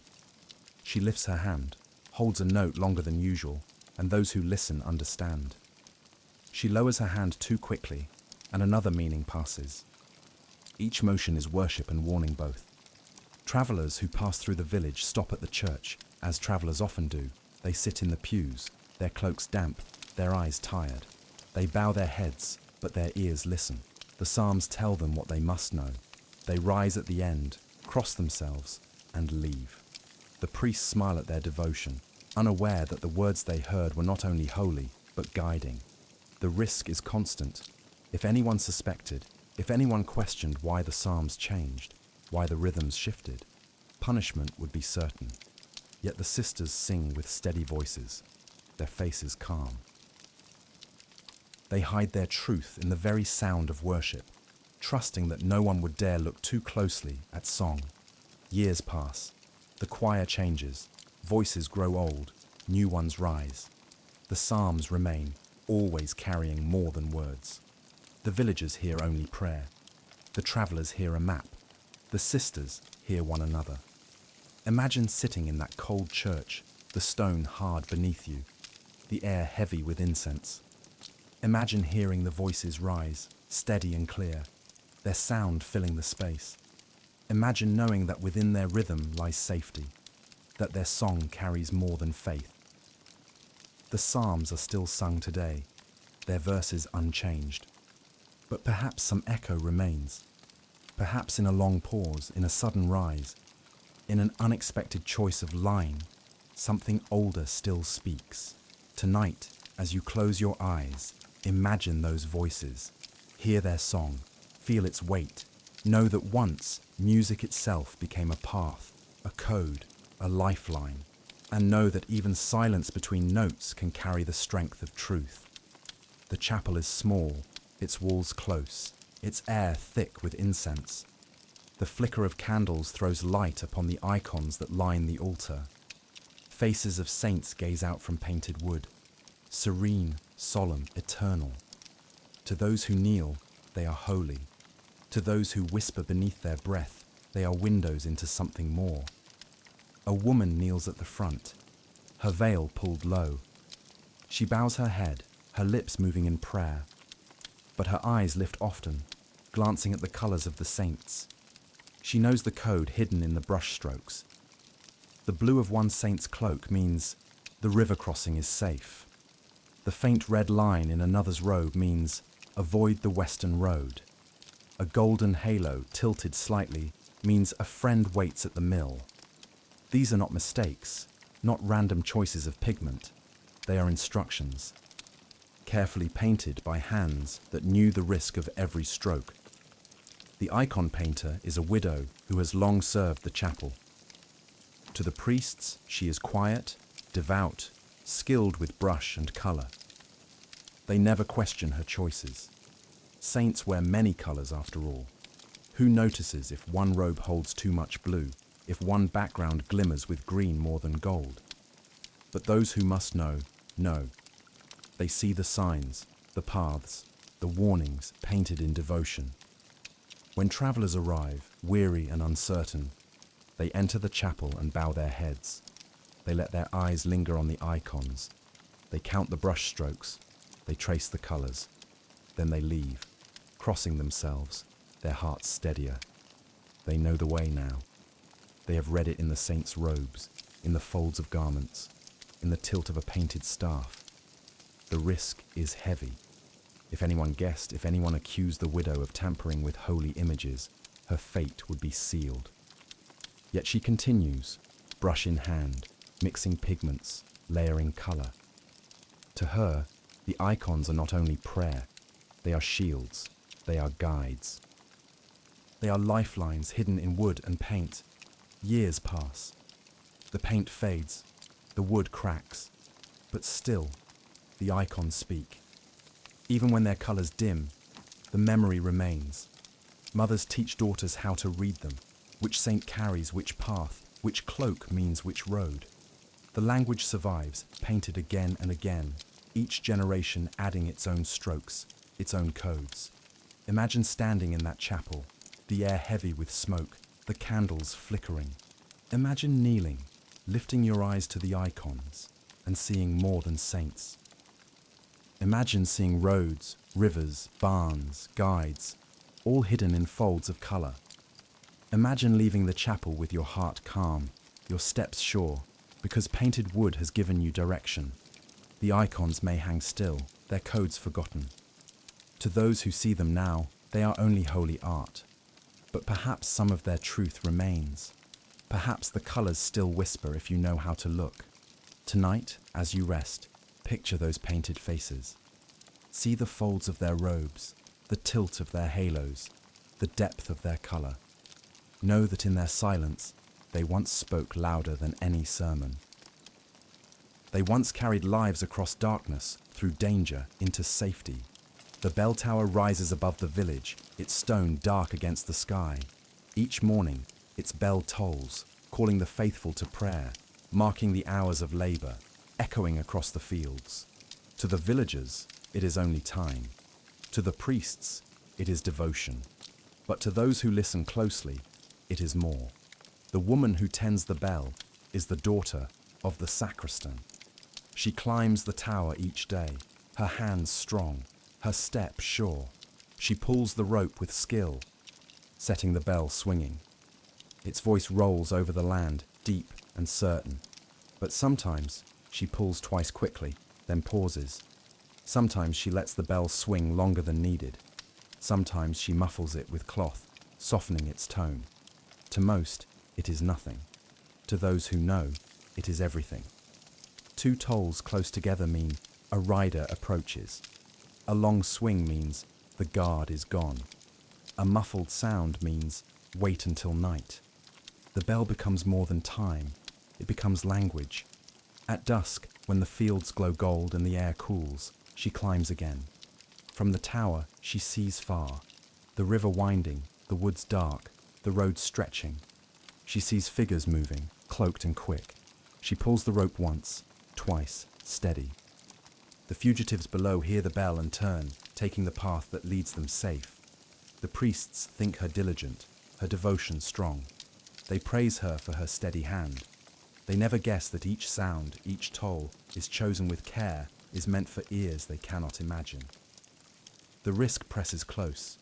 If anyone asks why the bell tolled strangely, why its tone changed, she shrugs and speaks of rope or wind. They nod, dismiss it. Who questions a bell? It has always been unpredictable, its sound shifting with weather. She hides behind its nature, using its voice as her own. Years pass, the rope frays, the bell cracks, its tone growing dull. She grows older, her hair streaked with grey, her hands calloused. But still she climbs, still she pulls, still she lets the bell speak. To her it is not only duty, it is promise. Promise to the unseen, to the hunted, to those who trust her voice. Imagine standing in the village, the fields quiet, the sky vast. Imagine hearing the bell toll, its sound rolling over the land. Imagine knowing that within its tone lies direction, that its rhythm carries meaning no one else hears. Imagine walking the path it tells you, your fear eased by the certainty of sound. The bell may no longer swing, its tower may stand empty, its rope rotted, but memory remains.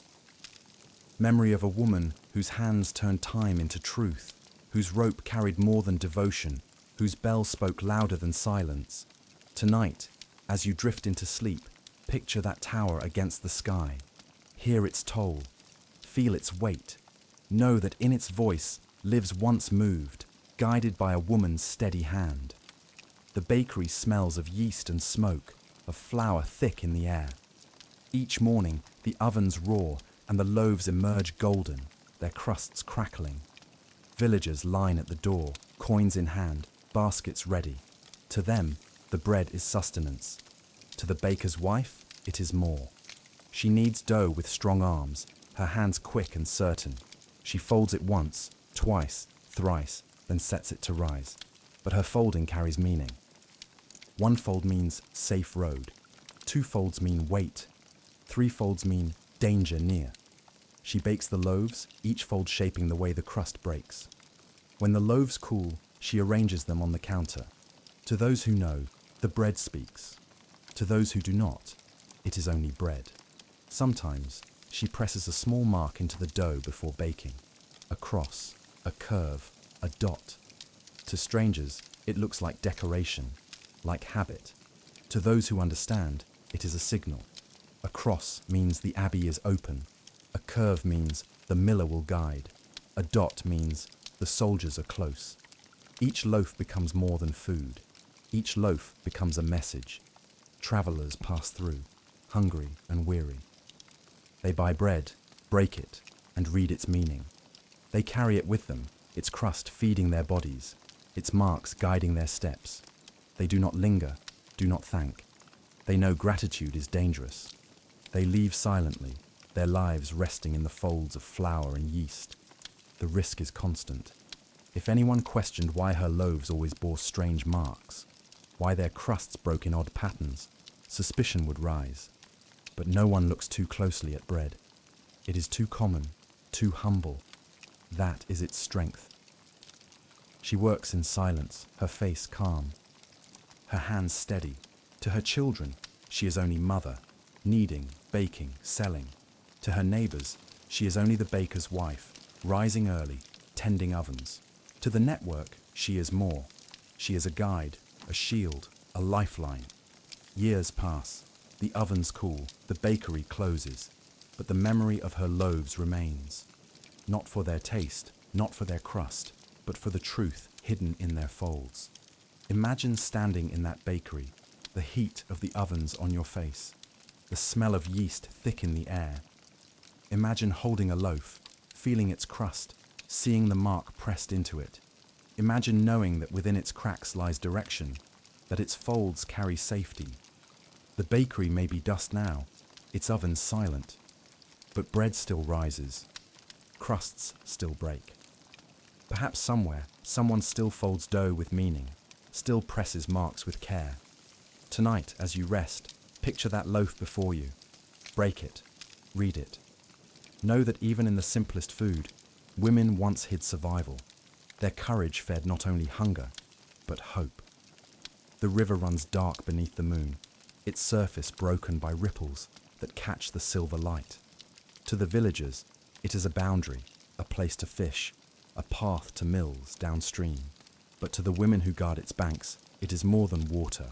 It is both barrier and passage, a line between danger and safety. At dusk, they gather near the willows. Their skirts brush the grass. Their hands carry baskets that seem full of laundry or herbs. To anyone watching, they are ordinary, tending chores at day's end. Yet each basket holds more than cloth. Each carries stones, flat, smooth, chosen with care. They place them one by one upon the river's edge, forming patterns that look like nothing to a stranger. But to those who wait for the signal, the stones speak clear. A row of 3 means cross here. A cluster means wait until dawn. A triangle means go north. One woman kneels, dipping her hands into the cold water. She looks as though she is rinsing cloth, but beneath the surface, she feels for the rope. It is tied to a heavy root and stretched across the current, invisible in moonlight. The rope is for those who cannot swim, those too weary to trust the river's strength. She knows where it lies, and she teaches her daughter to find it by touch alone. When fugitives arrive, they hide among the reeds, waiting for the sign. They do not speak. They do not move until the women's baskets tell them the path. Then silently, they follow. Some step into the river clutching the rope, some climb into small boats hidden under branches. The water closes over their legs, cold and heavy, but they trust the river. They trust the women who guide them. The danger is near every night. Soldiers patrol the banks. Priests warn of heresy carried in shadows. Yet the women continue, their baskets swinging, their hands steady.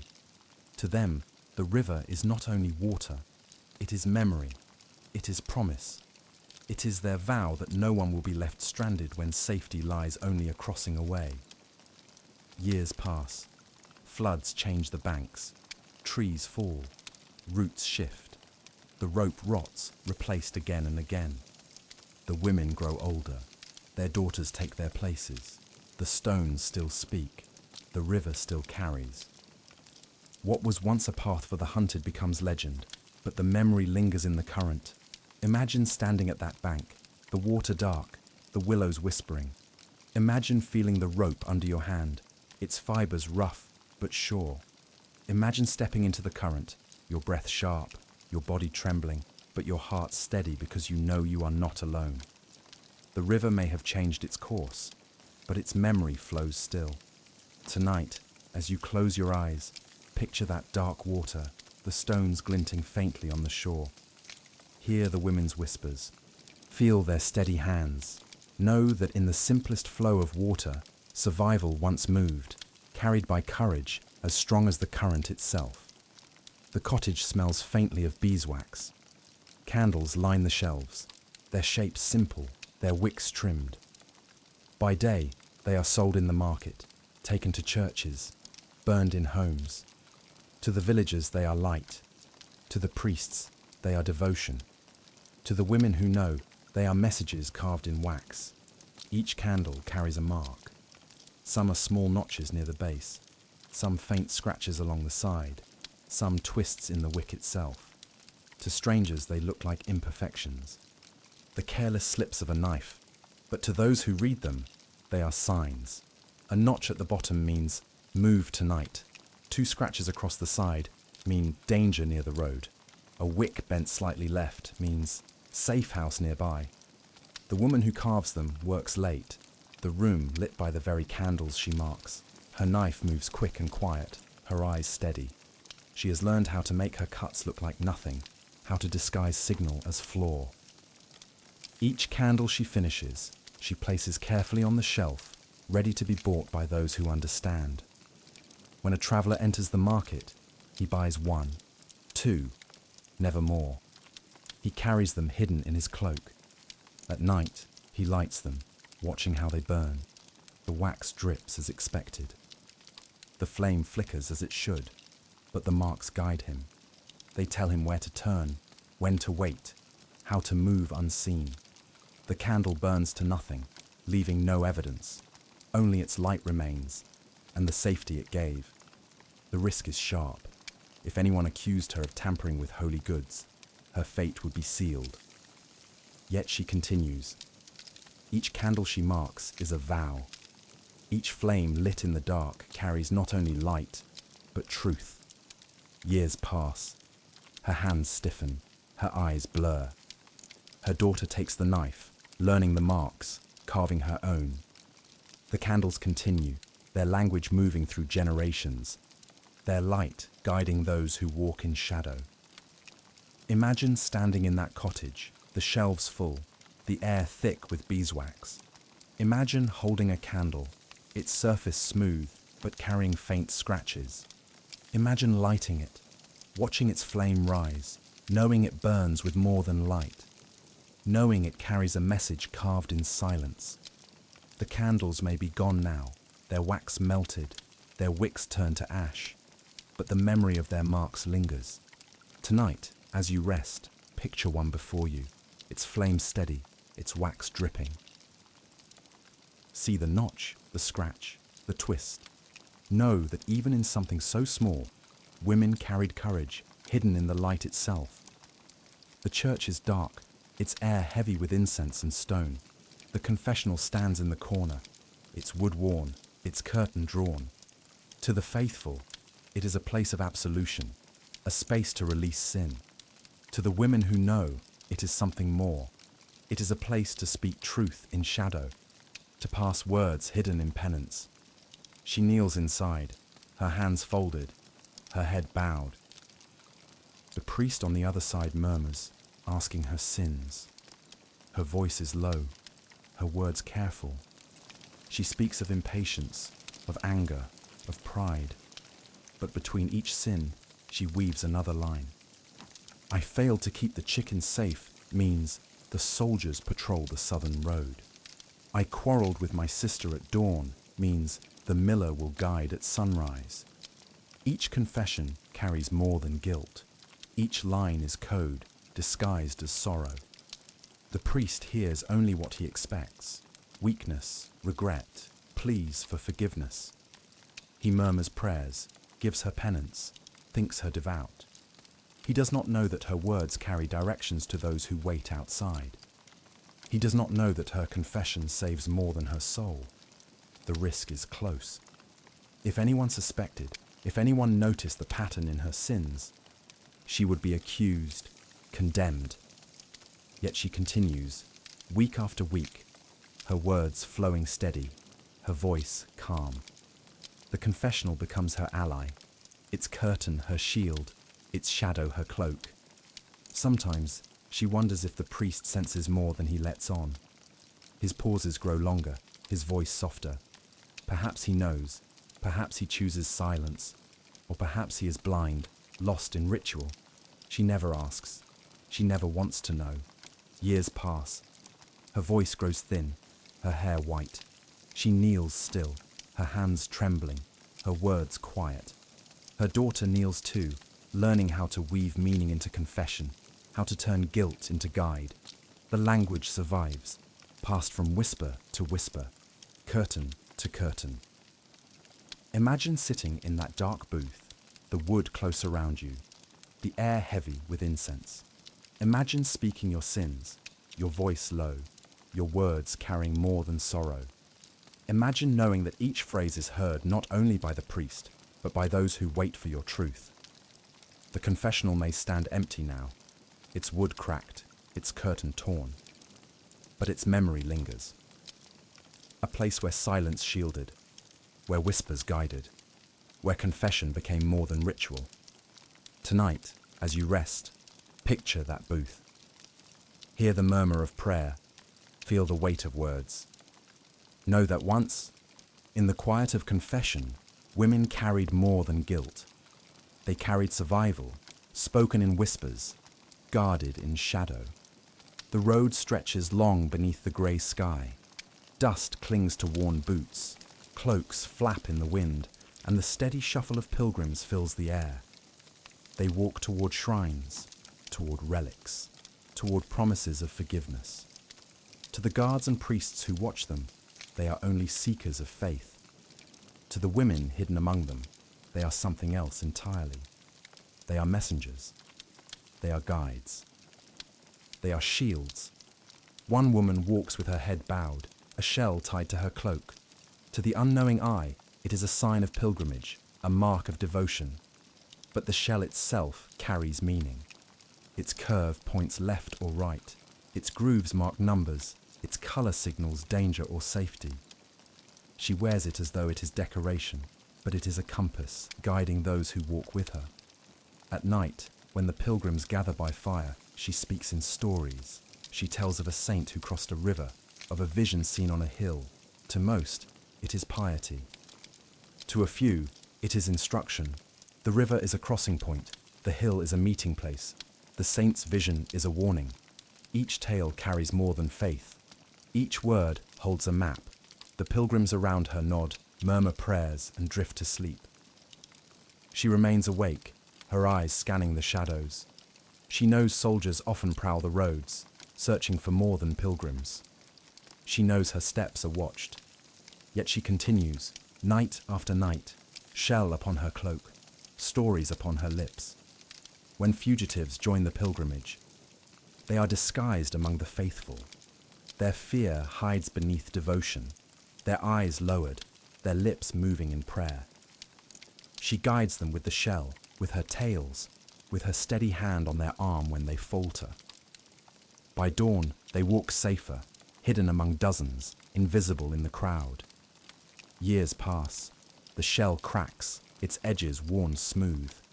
She passes it to her daughter, tying it to her cloak with quiet hands. The daughter learns the stories, learns the pauses, learns which way to tilt her head, which word to stress. The pilgrimage continues, generation to generation, its path as old as time, its shell as steady as the sea. Imagine walking that road, the dust rising around you, the air heavy with prayer. Imagine seeing the shell upon her cloak, its curve pointing your way. Imagine hearing her voice in the dark, a story that sounds like devotion but feels like direction. Imagine stepping forward, your fear eased, your steps surer. The pilgrim's shell may rest now in a chest, forgotten, its meaning lost, but its memory lingers. Tonight, as you close your eyes, picture that shell glinting in firelight, its grooves deep, its edge sharp. Know that once it carried more than faith. It carried safety, survival, and the courage of women who walked roads with heads bowed, guiding without being seen. The chapel is bright with morning light. Sun spills through stained glass, casting colours on stone. Women kneel in prayer, their veils pulled low. To the priests, it is devotion. To the villagers, it is custom. To one among them, it is more. Her veil carries lace patterns that speak a language no one else sees. The lace looks delicate, threads looping and crossing, flowers blooming in design, but hidden in its patterns are roads.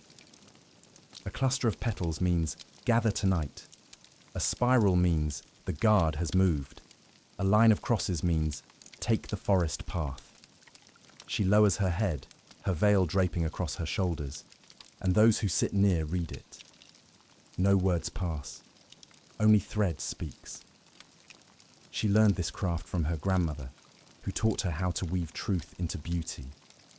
Each knot, each loop, each twist of thread is placed with care. When she prays, she tilts her head just enough for others to see. When she rises, the veil sways, its message carried in motion. The risk is sharp. If anyone asked why her lace always looked unusual, why its patterns differed from others, suspicion would rise. But no one looks closely. Lace is lace, delicate and countless in design. Who studies every loop? Who suspects thread? That is her shield, that is her power. At home, she makes new veils. Some she sells, some she gifts, some she hides. Each carries different maps, different meanings. Her loom is her confessional, her needle, her voice. When fugitives arrive, she gives them veils, knowing they will be read by women waiting farther down the path.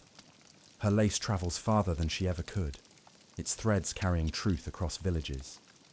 Years pass, her eyes dim, her fingers stiffen, but her daughter takes the needle, weaving her own maps, her own truths. The lace changes, but its language remains. The veil continues, thread to thread, loop to loop, message to message. Imagine kneeling in that chapel, the air heavy with incense, the light painted in color. Imagine looking at her veil, its lace delicate but deliberate. Imagine seeing its spirals, its crosses, its clusters, and feeling your path clear. Imagine leaving the chapel, veil in mind, steps guided by thread. The lace veil may lie now in a trunk, yellowed with age. Its patterns may be seen only as decoration, but memory lingers. Tonight, as you rest, picture that veil. See its lace glimmer in light, its loops winding, its threads crossing. Know that in beauty, truth was hidden. Know that in silence, survival was woven. The abbey is heavy with silence. Its doors creak. Its halls echo, its locks guard every chamber. The keys hang from a ring at the waist of one woman. She moves through the halls with quiet steps, her eyes lowered. To the priests, she is only custodian. To the sisters, she is only caretaker, but to the hunted, she is keeper of paths. Her keys open more than doors. They open survival. Each key is different, some long and thin, some short and heavy. She knows them all by touch. She knows which opens the side gate, which unlocks the storehouse, which turns the bolt on the library door. To her, the abbey is not only stone, it is a map, and her keys are its language. At night, she moves through the halls, her steps soft, her keys clinking faintly. She unlocks the side door, leaves it unlatched. She opens the cellar, where bread and water wait. She turns the key to the tower, where one can hide unseen. No one questions her. She is meant to open, to close, to guard. They never guess she opens for more than duty. When fugitives come, cloaked and silent, she leads them through. She does not speak. She does not need to. Her keys speak for her. One click means this way. 2 clicks mean wait. A long pause means danger near. They follow, guided not by words, but by sound. The risk is constant. If anyone wondered why doors were found unlatched, why food went missing, why shadows moved in halls, suspicion would rise. But she has built trust. She is seen as loyal, silent, reliable. That is her shield. That is her power. Years pass. Her hair whitens, her steps slow. She passes the keys to her daughter, who carries them with the same silence, the same certainty. The abbey's locks change, but the language remains. The keeper of keys endures, generation to generation. Imagine standing in that abbey, its halls long, its doors heavy. Imagine hearing the click of a key, sharp in silence. Imagine following it, step by step, your heart pounding, but your fear eased by trust. Imagine reaching safety because a woman's hand turned iron in your favor. The abbey may be ruins now, its doors broken, its locks rusted, but memory lingers. Tonight, as you drift towards sleep, picture that ring of keys, heavy at her waist, glinting in faint light. Hear them clink, feel them turn. Know that in their sound, in their weight, lives once moved, guided by courage that left no trace but safety. The fields stretch wide beneath the fading sun. Stalks of grain sway gently, their gold turning to shadow as evening settles in. To the villagers, harvest is work, the labor of scythes and sickles, the bundling of sheaves, the storing of grain for winter. But to the women who walk among the rows, the fields are more than sustenance. They are shield, signal, sanctuary. At dusk, they scatter across the land, their hands busy tying bundles, their backs bent low. To passing eyes, they are only workers, yet each sheaf they bind carries meaning. A bundle laid on its side near the road means the guard has passed. 2 bundles stacked high mean rest here. A circle of sheaves around a stone means safe to cross. The language is simple, born of necessity, but it carries farther than words ever could. One woman pauses at the edge of the field, her hands tightening twine. She glances toward the woods where a shadow moves. A man waits, his cloak ragged, his face hidden. She does not call to him. She does not wave. Instead, she bends to the grain, ties it 3 times, and lays the sheaf across the path. He sees. He understands. He slips from the trees, his steps quick but quiet, and moves in the direction the sheaf points. By dawn, he is gone, carried on the path the field has drawn. The harvest becomes more than food. It becomes a map, its signs hidden in plain sight. The villagers see only bundles, only labor. They do not question why some are laid strange, why others are left unfinished. To them, the women are tired, careless. To those who know, they are deliberate. Each bundle is a mark, each tie a guide. The risk is sharp. If soldiers look too closely, if priests ask too many questions, the fields would betray them. But no one imagines harvest as code. No one suspects women of turning grain into message. That is their strength. That is their shield. Years pass. The fields change, crops shift, barns rise and fall. Yet the language endures. Mothers teach daughters how to tie, how to lay, how to mark. The fields remain not only food, but passage, not only harvest, but hope. Imagine standing in that field at dusk, the air thick with the smell of grain, the stalks rustling in the breeze. Imagine watching the women bend and rise, their hands deft, their movements calm. Imagine seeing the sheaves arranged, their meaning clear if you know how to read them. Imagine walking the path they draw, your fear eased, your steps sure, guided by bundles of grain. The fields may lie fallow now, their rows gone wild, their barns fallen. But memory lingers. Tonight, as you rest, picture those golden stalks swaying in shadow. See the sheaves tied, the bundles laid. Know that once, in the quiet of harvest, women spoke without words, and fields became more than food. They became survival. The room is dim, lit by a single candle. A woman bends over a newborn. Her hands gentle, her eyes sharp. The child cries softly, its mother exhausted, her face pale with relief. To the villagers, the midwife is healer, guide, comfort in the most fragile of hours. To the priests, she is necessity, tolerated though distrusted. But to those who live in shadow, she is something greater. She is keeper of oaths, bearer of secrets, shield against betrayal. She moves quietly through villages, carrying her satchel of herbs and cloth. When the bell tolls for a birth, she comes. No one questions her presence. No one stops her at night when she walks the road. A midwife must go where she is needed. And so she walks, unseen, untouchable, carrying more than herbs. She carries messages. She carries vows. Her words are simple, her voice low. To a mother in labor, she whispers encouragement.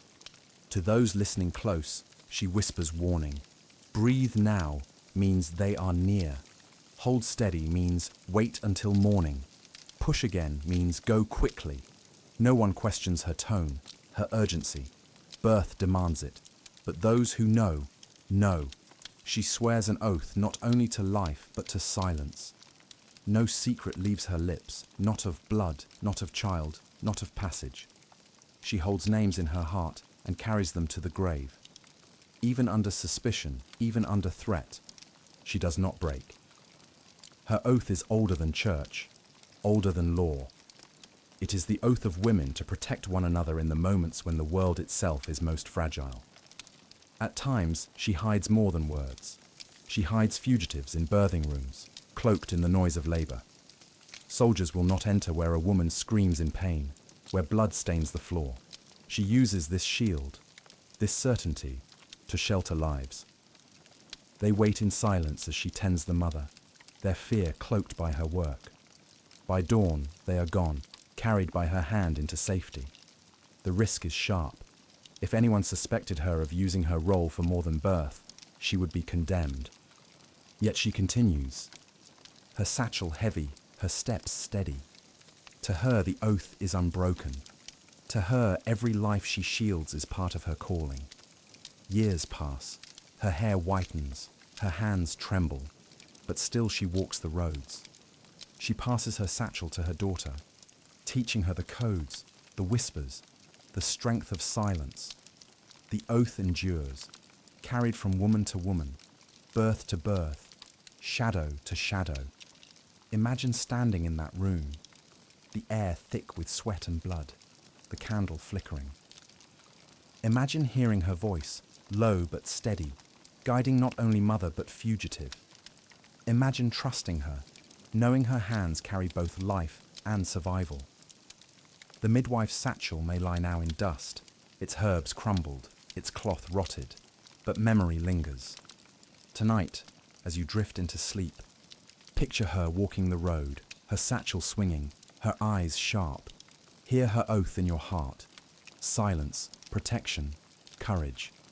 Know that once, in the darkest hours, women guarded life not only at birth, but in every breath of survival.